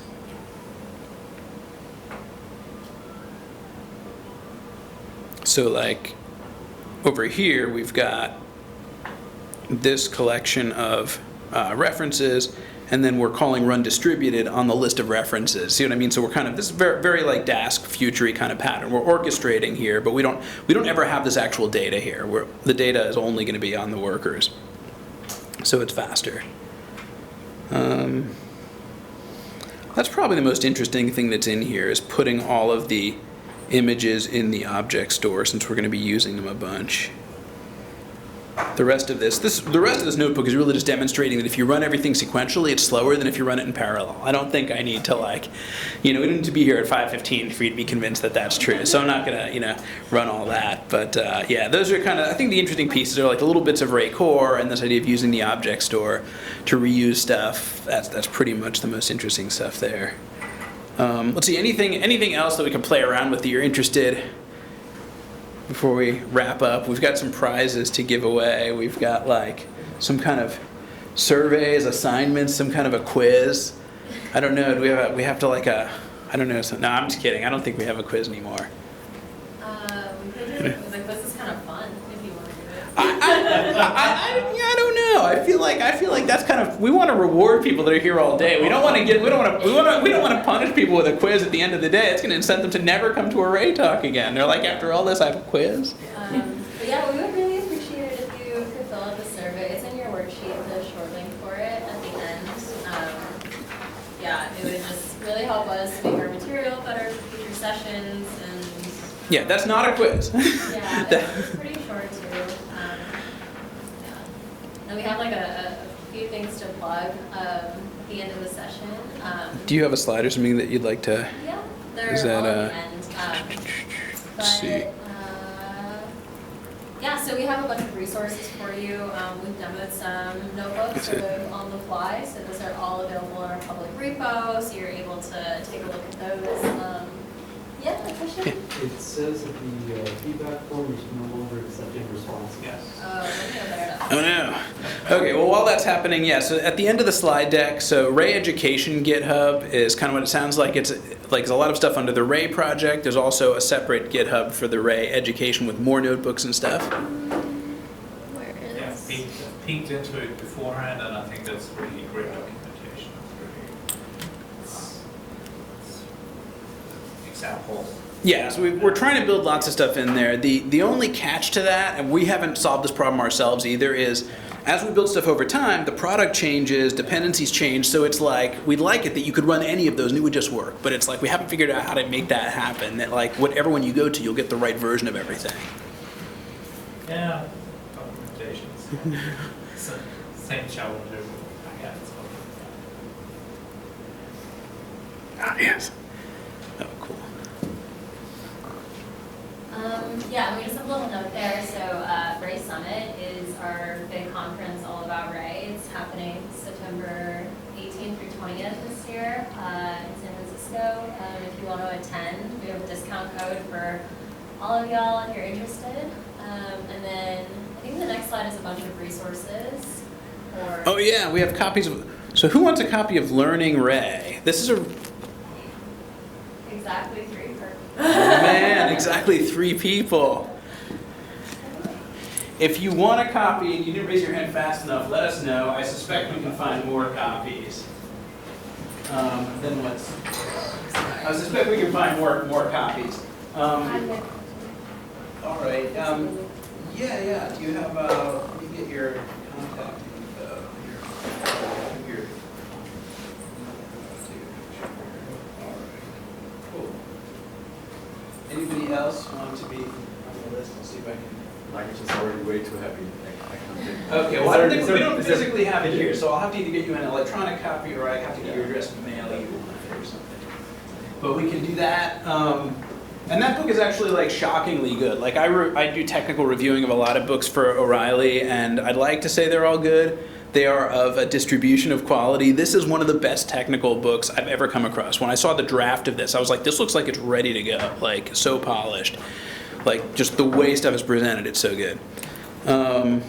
Let's see, we did this stuff, Ray Docs, AnyScale blogs, YouTube tutorials, Aviary. So this is, if you're interested in the LLM, playing around with this, we've got a demo app to show, well, it's showing how well Ray can serve LLMs. It's also showing, it's built on Ray Serve. So it's showing also how, like, these are all deployments, like, under the hood for this thing. And it allows you to pick multiple models and give a kind of a prompt and get a response, and you can evaluate, like, you know, what you think are the better or worse responses. So we have a whole bunch of open source models all running on this big Ray Serve application.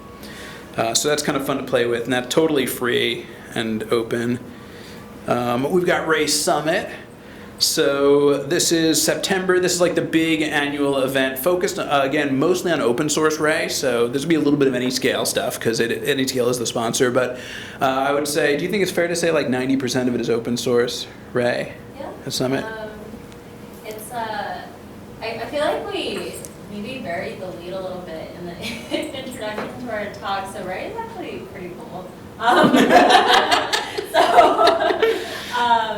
Like, okay, so at Ray Summit, I think one of, you know, besides just like, you know, updates and you know, hearing about, what's it called, like use cases that would speak to you as well as training, I think one of the more interesting pieces of Ray Summit is hearing from these lighthouse users, these like, you know, huge companies that are using Ray. So for instance, like OpenAI used Ray to do their training for ChatGPT, which is super cool. You have huge companies like Uber and Ant Group and ByteDance using Ray.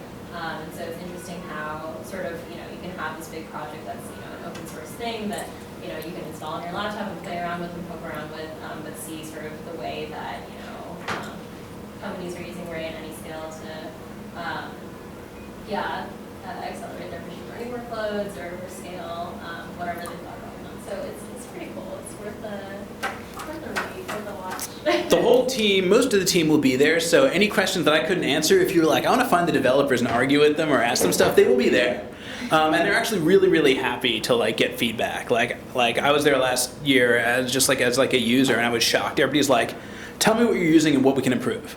And I'm just like, yeah, like so. It's pretty high energy. Like of all of the post-COVID conferences I've been to, like it by far like that was the most kind of well-operated, like high-energy, enjoyable kind of, you know, not too crowded, not too empty kind of thing. So it's fun. There are, let's see, I don't even know what's behind these links. There's some meetups. So it looks like there's Bay Area meetup. I don't know if there's a dedicated Ray meetup outside of the Bay Area, but feel free to found one if you're excited about Ray and you can get other people to show up. That'd be awesome. There's a Ray newsletter, Twitter account.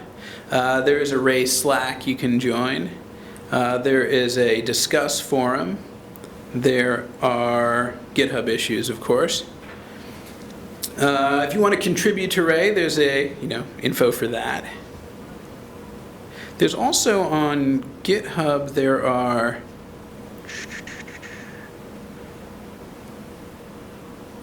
do we have like a questions set up on GitHub for this or no? Okay, sorry. Okay, I thought maybe we did. Okay, so I guess we don't. Yeah, so lots of stuff there. And yeah, if you have any events and you would like someone like Jules, who's like an even much better presenter than me and Emmy, to come and chat and talk about Ray or your stuff in Ray or anything like that, he's awesome and happy to do that anywhere virtually or physically. And yeah, I think that's probably a good place to wrap up. Thank you. Thanks.